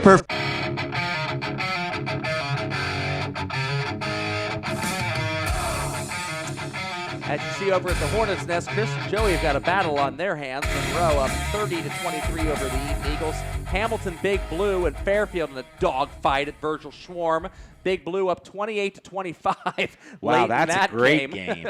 What a game. You got Elder is trailing St. X right now, 31-24. The Bombers had the lead with 5 minutes left to go in that game. Yes, the The Bombers. Alter Knights, end of the third quarter, they've got their cruise control lead over Fenwick, 43-12. Wow. Mason over Oak Hills, 27-12 tonight. That game has already gone final. Alter and Fenwick actually just went final, 49-12. Alter Knights will be in the GCL tomorrow night, calling CJ and the Baden Rams. Our colleague Chris's game, Monroe 30, Eaton Eagles 23 in the fourth quarter. So they're getting a tight game over there at the Hornets' Nest. That'll be interesting and entertaining for our sister crew, the TV side, Chris and Joey. I guess the other game of the GCL tonight would have to be McNicholas and Carroll. I've not seen a score there yet. No. But CJ and Baden, that's going to be a barn burner at Kumler. Baden Rams lost that game last year. I believe it was 17-3, and they played very much with them.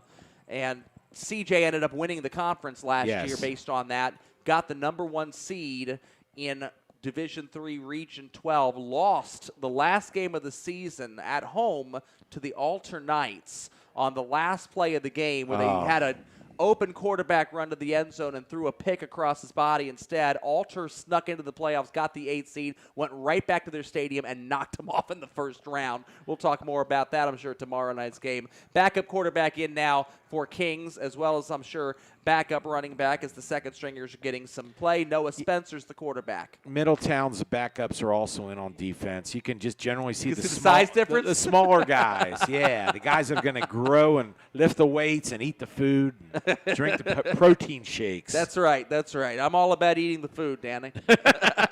That's our problem, Joel. That is our problem, indeed. Eat our food and lose our hair. The running back in my is case, already lost my hair. already lost it. I'm a little behind you, sir. I'm working Well, on you it. got me by 20 You were years. class of 80, and I was class of 03. 23-year go. age difference. Here comes the shotgun snap to Spencer, and the handoff is to the running back, Nick Hoying. Nice. Is stopped for a 2-yard loss. Middletown, Johnny on the spot there. Big boy, and I can't see his number. I just know he's huge. 78. I can see him.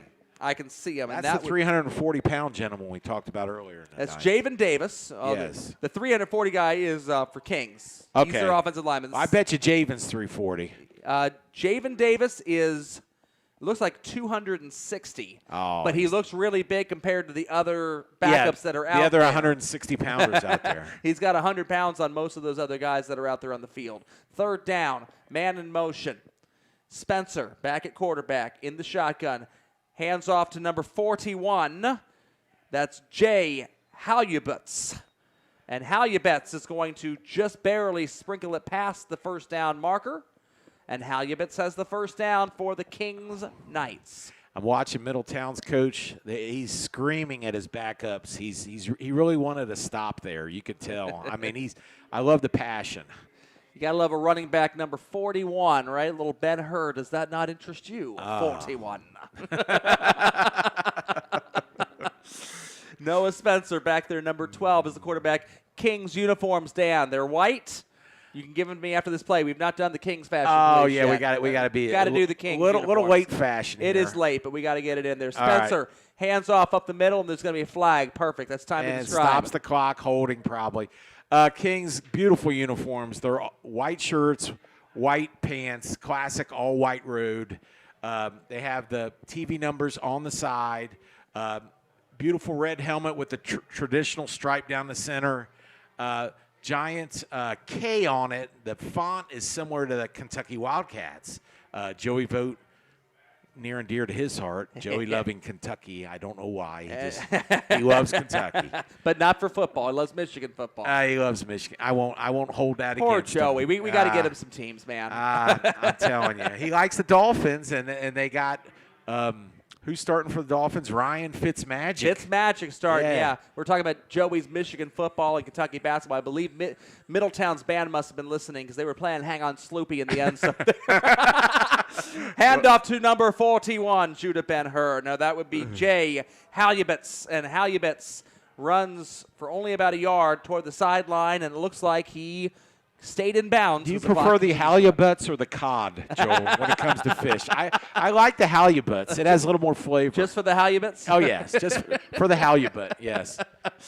Kings off to a great start here, looking at 2-0 on the season. Middletown Middies, it's not going to get any easier, Dan. No. They got a road game at Coleraine next week, dude. Oh, my. That doesn't serve your purpose very well. The there. Coleraine Cardinals. Yeah. What a beast. Who lost to Lakota West in week 1. I know. That was a beautiful story, too. That was like when Baden finally beat Alter. Oh, my goodness. Handoff to Nick Hoying, who runs it off the right side of the line. He is stopped, and a timeout, Middletown. All right, they're playing clock management, Dan, wanting to get one more offensive possession. Well, I love it. I do, too. You want to see the second stringers in there, especially on offense. So Michigan, I'm sorry, Michigan. You got Michigan on my brain. All this Michigan talk. Middletown wanting to get their second string offense in there. All right, so we'll take this timeout with them real quickly. 3:41 left to go in the game. The Kings Knights lead by 21. We thank you for listening to a live broadcast on the Butler County High School Sports Report's YouTube channel.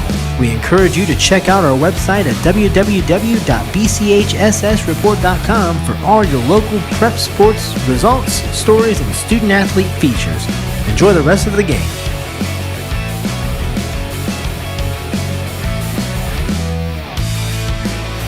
Never pay more when you shop Route 4. Performance Toyota.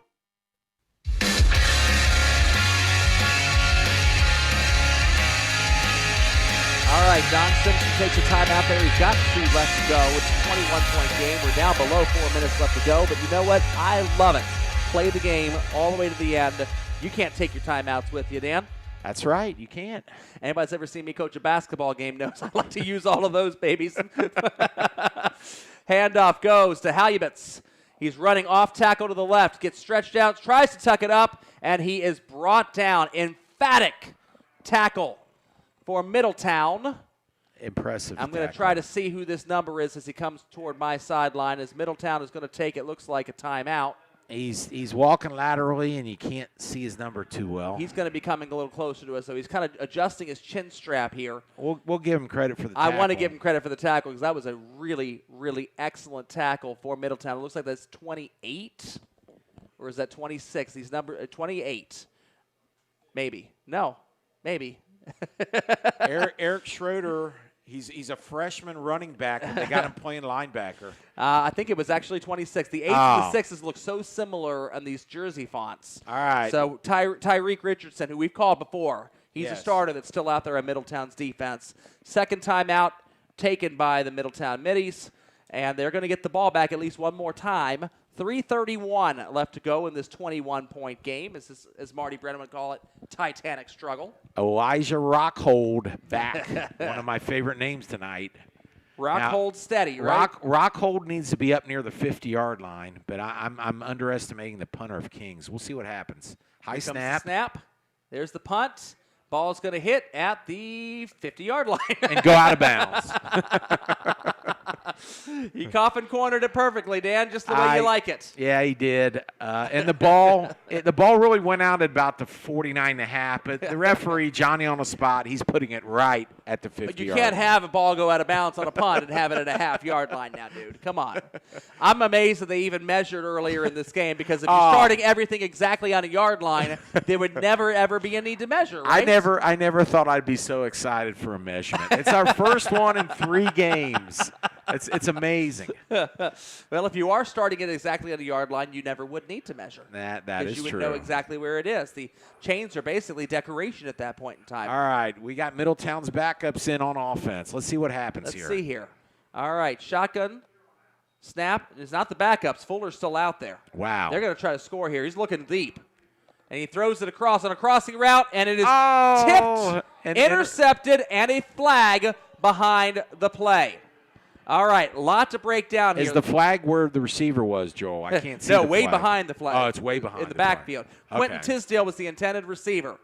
Okay. And the interception was by Devin Eads. It went through Tisdale's hands. He threw it high, but Tisdale jumped up, and he might have been able to make a play on it. It hit his hands, bounced up in the air, into the arms of Devin Eads, who secured the interception, ran out of bounds, and the flag behind the play was for roughing the passer. Wow, so a 15-yard penalty, The big change of events here. interception will not stand. Middletown is going to keep the ball here and will have even better field position. 15 yards from the line of scrimmage on roughing the passer. It would be really interesting. There's 3:12 in the game. They're down by 21. How about a quick score here? Down by – get to see an onside Puts kick. the onside kick in play, Oh, doesn't it? That'd be great. Why not try? See what you can do. That's right. Fuller has a man in motion. Snaps it, throws it to the sideline. That's to Will Williams. And he gets out of bounds. And he gets out of bounds. Wait a minute. The ref is winding the clock. I don't understand. I don't know why. He ran out of bounds. I guess they think his forward progress was stopped, but I thought that was rather weak. What was particularly interesting is that the referee that was winding the clock was the one on Middletown's sideline, the farthest one of all 5 on the play, away from where the sideline where the guy went out of bounds. He's talking to a coach now. Man, What are you doing? You're taking my time. Look at the Middletown coaches. They are beside themselves. They are angry. Why is the clock running? It's a joyful anger. You know, they know the game's still decided, but They want to come see on. the backup score, Joel. Fuller. He's looking got a to the end man. zone. He's got Will Williams over there's his your head. PI. And pass interference. The defensive back reached out and grabbed him on the play.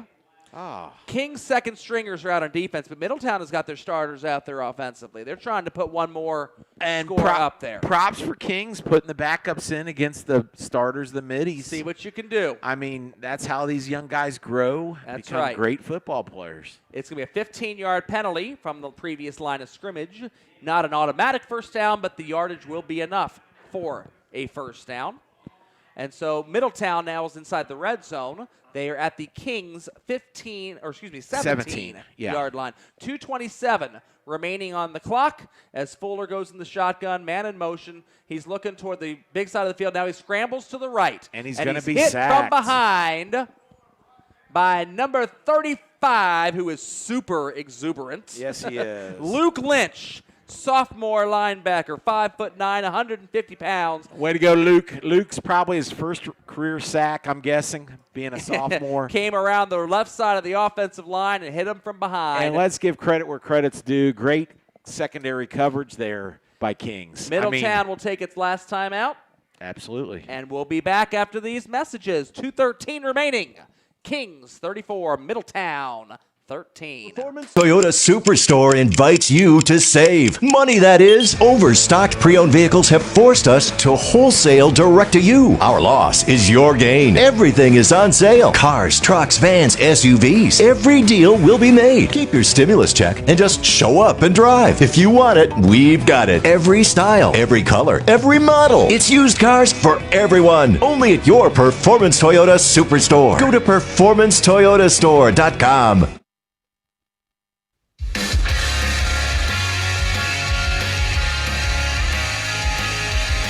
Station, second and long here, just outside the 20-yard line of the Knights. Knocking on the door of the red zone, second and 15. They're out of timeout, so the clock will now wind after every inbound tackle. Fuller slips past the sack, throws it to the corner of the end zone. He's got nobody there. His receiver, Williams, stopped in the end zone and did not read the same thing Fuller did. This might be intentional grounding, potentially. It could be, but... And there's the flag from the referee. Way to go, He Joel. saw it, too. Fuller had Williams down in the center of the end zone. He thought Williams was going to go ahead and break out toward the right corner and use that whole half of the field. And he just basically threw it up into that corner of the end zone. And Williams did not read it the same way and did not make that cut. I just didn't think they were going to call the penalty there. that was... It's a legitimate call. It is. This is going to go back to the spot of the foul. Oh, my goodness. Middletown started this set of downs as a 1st and 10 on the 18-yard line.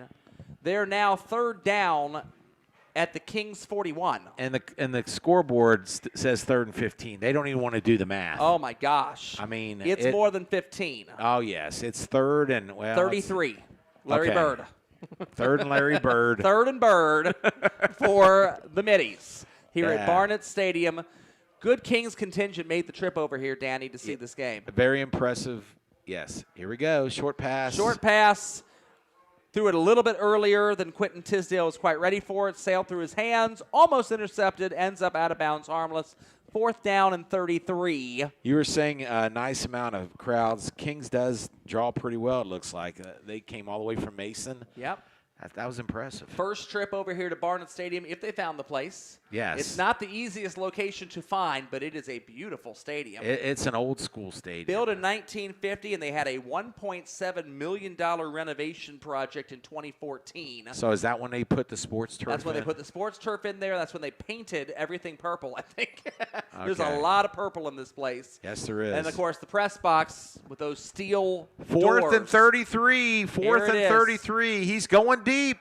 He's got a chance. Oh! And just ever so slightly overthrew J.C. Calhoun. Calhoun was running a streak pattern in man coverage down the sideline with Kings' Jimmy Kelly, the backup defensive back, in coverage, and the ball didn't miss him by much, Dan. I'll tell you, the speed that J.C. Calhoun showed on that play, yeah, I'm surprised we haven't called his name more tonight. I think they said he was one of the captains. They said he was a stud baseball player. Baseball's his sport. Yes. That's right.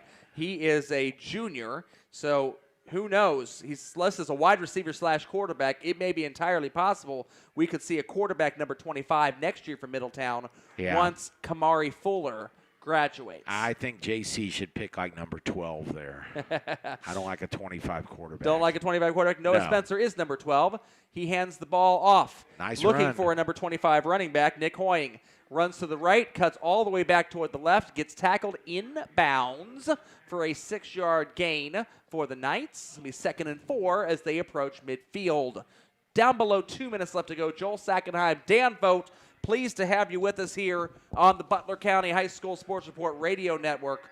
Well, I've enjoyed it tonight, and I'll tell you, 9/11s always seems to be a somber day. But, this has been great seeing some football, beautiful weather, and it's been nice doing the call for you guys tonight. Absolutely. Let us be your eyes and ears from Barnett Stadium. Shotgun snap coming up. 2nd down and 4. They're going to let the play clock drain, and then they hand the ball off to number 41. That is Jay Halubitz. And Halubitz takes it as far right as he can go, then slams it back up and goes north and south. A lot of yellow laundry on the field, so the clock has stopped. Don't get too excited about this, huh? We have a hold on Kings. Yeah. And it's going to stay 2nd down. Tonight's sponsors would like to thank Performance Toyota, our corporate sponsor. Never pay more when you shop route for. We got to sing the jingle, right? Never pay more when you shop route for Performance Toyota. I thought hearing it on the commercial 12 times might have been enough for you. Joel gives you the live version. The live version. This is the unplugged version, right? Yeah. Bring your acoustic guitar and you can play it next week, Joel. I like it. Along with Eric Clapton, right? Unplugged Toyota commercial. Tandy Steele's a proud sponsor of Baden Athletics. Of course, we'll be at Baden's game tomorrow. Their senior night, first home game against CJ. And Rick's Tavern and Grill, located on Route 4 in Fairfield, our Performer of the Week gift certificate sponsor. Clock is being drained here. This might be the last snap of the game. It is a handoff up the middle and another flag. Nick Hoying is going to be the ball carrier. I guess the official doesn't have a roast in the oven because he keeps that clock stopped. They keep throwing these flags. They'll probably be able to wind it after this penalty, I would think. Holding again on Kings. I don't know what they're doing. Oh, my goodness. Coach needs you to just say, block, boys. Quit grabbing people. That's right. I mean, take a knee, right? I mean, it's taking a knee would be nice, but I guess I don't mind them running plays with their backups. I mean, that's fine. Yeah. But you don't want all these penalties here. Clock will now wind, but they will have to take one more snap because the play clock resets to 25 and not to 40 after the penalty. So, Joel, you said tomorrow we have CJ and the Baden Rams. And yes, Baden's sir. home games are going to be at Kumler Field. And we'll be up on the rooftop. Up on the roof, as James Taylor would say, sir. We'll serenade you with a little James Taylor tomorrow. Indeed. Everybody. Or the original version by the Drifters. The Drifters. That's right. Old 1960s stuff, there right? you go. 10 and years it looks after like 5, 4, 3, 2, 1, and that is it. The Kings Knights are going to improve to 2-0. Middletown, well, they got hit by a buzzsaw, then they kind of dug in and at least kept the game within the 30-point running clock rule and fought them hard tooth and nail to the end, used all their timeouts as they try to establish their culture under the 4th year of Coach Don Simpson. We'll be right back after this break to wrap it up here from Barnett's Stadium. We thank you for listening to a live broadcast on the Butler County High School Sports Report's YouTube channel. We encourage you to check out our website at www.bchssreport.com for all your local prep sports results, stories, and student-athlete features. Enjoy the rest of the game.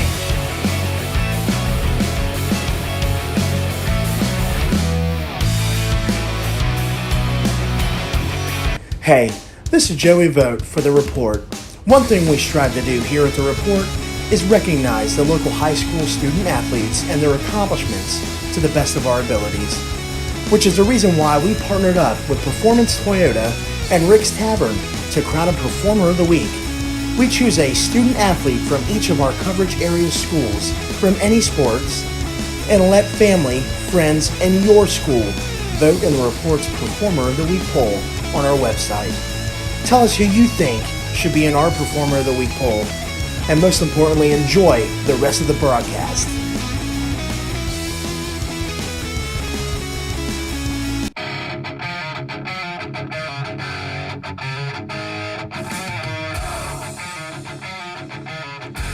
Wrapping things up here from Barnett Stadium as the Kings Knights get their 2nd straight victory after a week 1 of being off, and they fairly well dominated Middletown tonight, Dan, especially in the first half. We were looking for the Josh Bryant show. Middletown was really praising this man, the future maybe Michigan Wolverine, but they shut him down, turquoise shoes and all. It turned out to be the Ty Stilsky show. tremendous night for him. I can't wait to get the stats on him. I wish someone could bring him by. I know. You never know based on the press box and where you're at when you'll have stats live and when you'll have them out in cyberspace in a timely manner or when not. We don't have the stats, but Stilsky ran for a lot of yardage. I'm going to say probably between 150 and 200 yards. And included in that also probably the 49-yard reception that he had in the first pass, quarter, the screen yeah. and the screen. Yeah, so Stilsky had a brilliant game for the Kings Knights, and they're going to need every bit of him as they go into their ECC schedule. They beat Anderson 70-34 last week. Their last 3 games, home game against the newcomer Lebanon. Okay. Then they're at the West Claremont Wolves and home against Loveland. They probably will be favored in all of them, I would imagine, and a chance to be 5-0 if they can run the table. And then they would, of course, have the Division II playoffs. September 17th is the deadline to submit yourself for the playoffs or not. And when you see a team that's 5-0 and runs the table, the coaches might not know about them, but they're obviously going to get the votes that they're going to need to get highly seeded. The tricky thing with Kings is that if you see 5-0 and coming out of the ECC, that's going to look very strong. Right. But then when you look at who in the ECC they have played and who in the ECC they have not played, they're going to end up with only 4 conference games. The Winton Woods game would have been their toughest opponent, ended up getting canceled because of a COVID concern in week 1. That's why Winton Woods ended up playing Edgewood that week instead. You don't end up playing Turpin. You don't end up playing So you're saying coaches study and cast your vote wisely is what you're saying. see who you're going to have. I mean, Yes. there's some real studs in Just that because conference, you're 5-0, you got to look at beyond the who record. the 5-0 was against. Yes. But Kings will be a formidable opponent, I would think, based on what we saw. They can do a lot of things well. They can throw the ball. My goodness, creative offense. I love the direct snap to our player of the game, Stilsky, scoring there. I don't know if he had 6 touchdowns last week. How many did we catch him for today? A couple at least. Okay, he had a heck of a night. And, yeah, the 49-yard swing pass that ended up not being his touchdown but was just as good as scoring a touchdown. It's just his cutting ability, his rushing, his ability to see the field. It's the best I've seen, except, Bothus. Bothus Reveille was very good at Talawanda. He was impressive, too. How would you like – now, Kings is Division II. Yes. They might see Talawanda in a playoff game at some point in time. Could Yeah. happen. Yeah. Now, speaking of Talawanda, do we have a final on that? I know They were getting boat raced by the Ross Rams, 35-0. 35-0. So Ross figured Wow. out both this Reveille. Ross must have figured him out. I mean, Yeah. that's I'm not sure how that happened, but that's a huge win for Ross, who had been basically teetering after getting blitzcranked by Baden and then holding off on Northwest. You look at them and think maybe Ross isn't as good as you thought. They go up to Talawanda. They take care of business 35-0. Northwest Knights win a road game up at Coomler Field tonight. All of a sudden, that game for Ross and Northwest looks a lot more excusable why that was so close. Do you think the Hamilton Big Blue victory, they won 28-25 over Fairfield? You call that an upset, Joel? I would call that an upset. Yeah. That's a – Fairfield lost Jaton McClain, who was their stud running back, who was just all-world last year. Right. He graduated, so you knew they were going to take a step back somewhere because you don't just find that guy back on your and reload him. Yes. But for Nate Mahan, huge victory. That really puts you on the map. Lakota West beat Sycamore 33-0. They're rolling. Lakota West, they might be state champions. I mean, they're going to make a bid for it at least. They have some Ohio State recruits. I don't know if we're going to get lucky enough to see them this year, but they're supposed to be awesome. And Chris sent us that, right? We'd like to see him, right? yes, Chris. I got my vote in for. Can we see Lakota West sometime? No, they beat Coleraine at the pit, but in Cardinal Stadium. 10-0 first week of the year. Wow. Coleraine will be ready for him again in the playoffs if they see him. You know absolutely. that. And then, of course, Lakota West in Division I, they haven't seen the likes of Elder and St. X yet. Obviously, those guys will have something to say about it, too. But for Lakota West, they've got all the ingredients, and we'll see if they can put that all together. As far as Middletown goes, rougher game for them. Yeah. They have some holes. They're going to grow. You can see they have the talent. It's just, not making the penalties, not shooting themselves in the foot. They did a little bit too much of that tonight. You didn't have the turnover problems that Mount Healthy had last week, but they made up for that in terms of self-inflicted penalties. And some of them coming at very inopportune times when the game was still close enough to be a game. You had the double 4th and flinch on a 4th and 7, two different offsides penalties gave them the first down.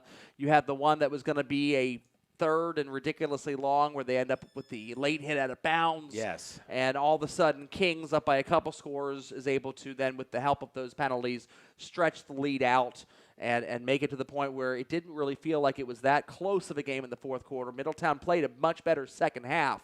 Yes, they did. They definitely made some adjustments, but they just fell too far behind, and they couldn't overcome that deficit. And the Middies, it gets no easier for you guys. You're going to Coleraine next week. This was the only home game on the schedule at Barnett Stadium this year for Middletown.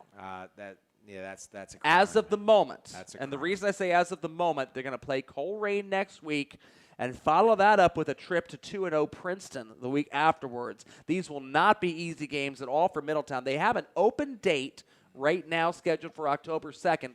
They can schedule anybody they want to in that open date if they so choose. I'm sure whoever in the conference was supposed to play them went ahead and scheduled a non-conference game probably against St. X or Elder or LaSalle or Moeller, one of those GCL South schools that was desperately looking for opponents. Okay, so they're going to end up with that'll be 6 games total, including the open date. Well, it's a 6-week schedule, but they did not play anybody week 1. Right. They've got an open date scheduled for week 6, so they're going to have 4 games, which is 4 more than they thought they were going to have. That's true. Maybe they'll schedule somebody week 6. They can do that at the last minute if they want to. The bracket will come out. They'll have a first-round opponent on October the 9th. Okay. They'll play that in the playoffs. So we're looking at 6 weeks of playoffs if you run it, right? Let's see here. The first round to winning the championship. How many weeks are we talking Okay, about? so for a normal-sized region, if everybody decides to play for something like Talawanda or whatever, Division II, or Baden or Ross, Division III, you're going to have roughly 27 teams in your region.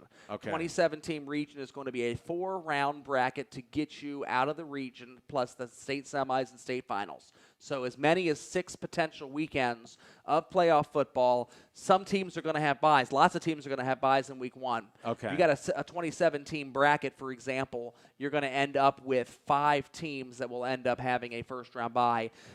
For Division I, where Middletown is, if all 18 schools opt to play, you're going to have an 18-team bracket, which is going to mean that only 4 schools are going to play a first-round game on that weekend of October 9th, and that's going to give you 14 buys into the next weekend. And so when all is said and done, the championship games will be played the week before Thanksgiving? Somewhere in that range. Okay. Somewhere in that range, middle of November. Try to get this thing done before weather turns too incredibly cold. You have no idea what COVID is going to react to the cold weather or whatever else like that. Right. And for Middletown, as we talk about their schedule being light, also keep in mind, we talked to their assistant principal ahead of time.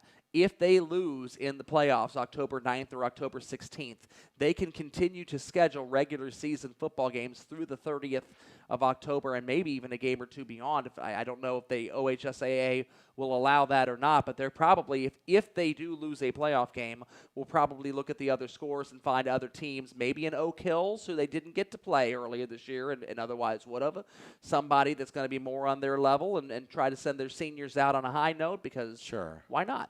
Why not? That's Why right. not? I mean, you work all those years to get to your senior year. You have your senior night ridiculously early, and that's what we're seeing, unfortunately, with the senior nights being early because week by week we just don't know with this season. It's just a unique season. Very unique. We'll have Baden and CJ tomorrow night. That'll be my 5th senior night I will have seen this year. Your 4th. My 4th. Because we're getting everybody's first home game, and they're trying to get it all out of their system just in case. So the final here from Barnett Stadium. The Kings Knights improved to 2-0 with a 34-13 victory over the GMC's Middletown Middies.